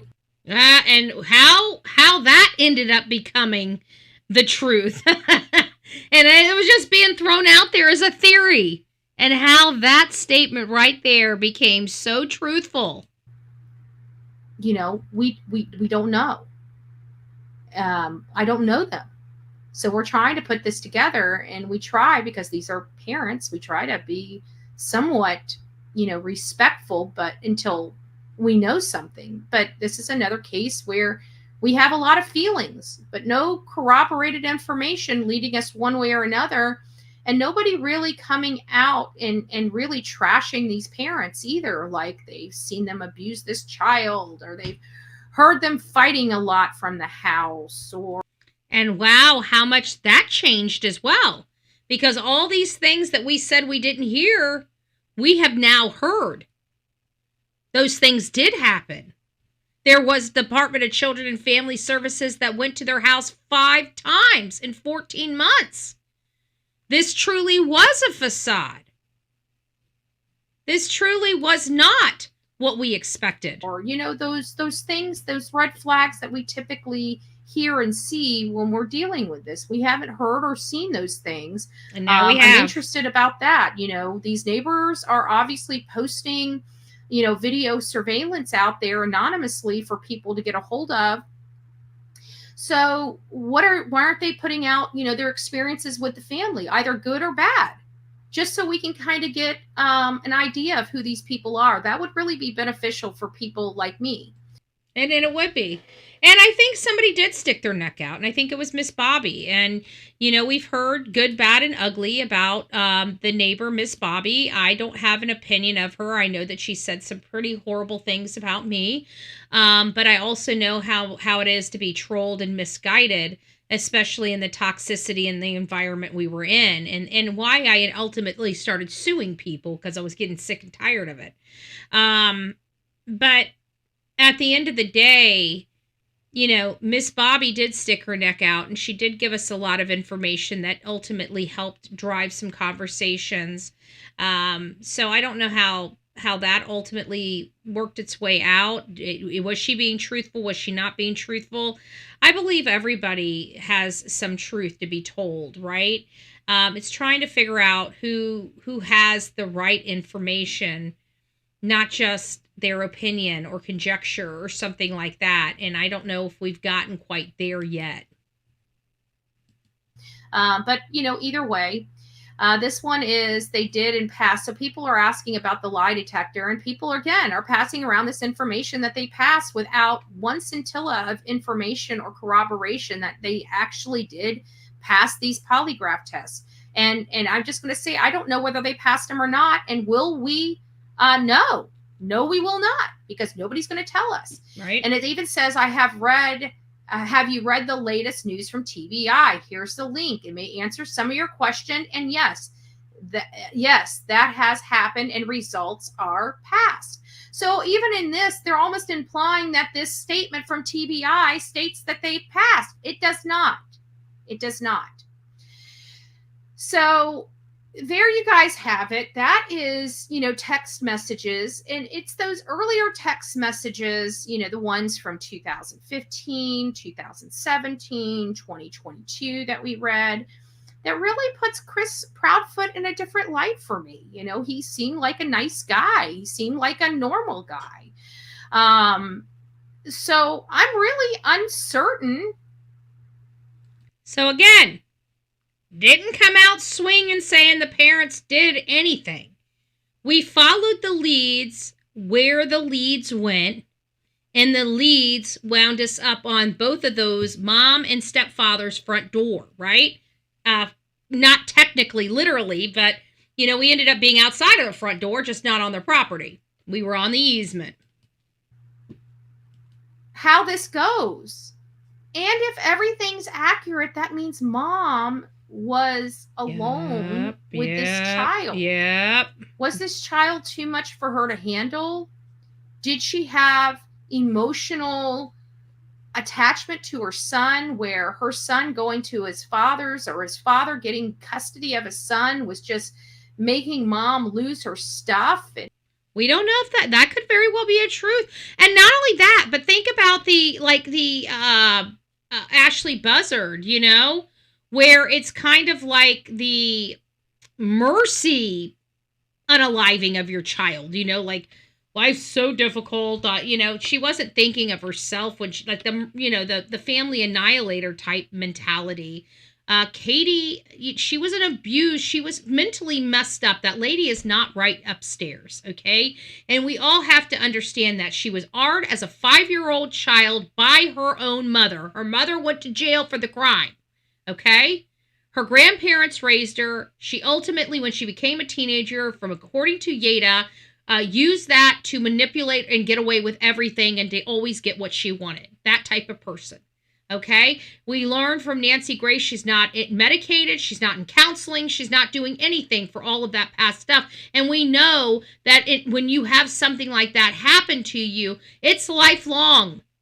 It's not, it just happened at this time. You need medication. You need constant counseling. You need a lot of stuff. Therapy, ongoing resources, and she has none. So that's telling me she is like a pressure cooker. At some point, she's about to explode. And I think she did on February 25th, 2024. And she just couldn't handle somebody else having her boy. Is she that kind of mom? She doesn't appear to be. But we don't know. We literally have no clue. If I had to trust my gut, I have to say the parents are involved. Wow. But looking at the facts of this case, it doesn't lead us one way or the other. Wow. It really doesn't. I had to trust my gut. So I just thought I'd throw that out there, give you a little insight, let you guys see a little bit behind the curtain when it comes to Chris Proudfoot, because I think we're kind of beating him up a little bit. And I came to bat for him. Look at that. Who the hell would have thought that? I think we're being a little too mean. Now we're not mean enough to the SOB. We're not mean enough.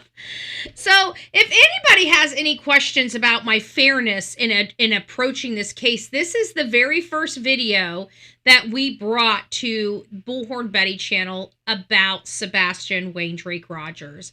And it is very clear that we covered a lot of bases. We went over a lot of different theories. Some of those theories included the parents. But I was very, very, very clear at the very beginning that, we don't know these people. We can't jump to conclusions. I was educating my audience.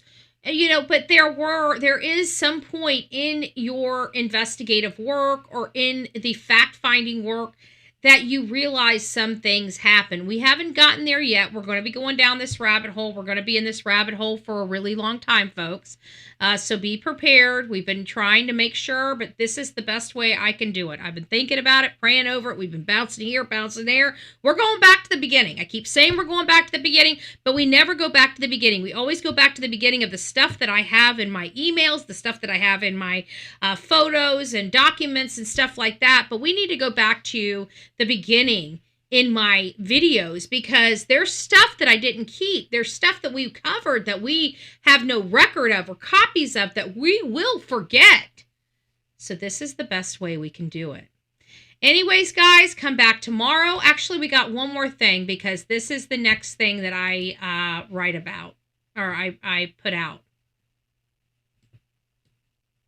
Heard the Proudfoots got in their RV and they left their home. The search for Sebastian Rogers out there in Hendersonville, Tennessee is still underway, while we saw the Proudfoots sitting and having dinner and not helping whatsoever. The father of Sebastian Rogers, Seth Rogers, has left work and has been off for days searching for the whereabouts of his son with no help from the Proudfoot family. Now, I don't know if this information has been corroborated, but I have several people that have boots on the ground right now out there in Hendersonville, and one of them told me they heard from a local that these parents got into their car and left.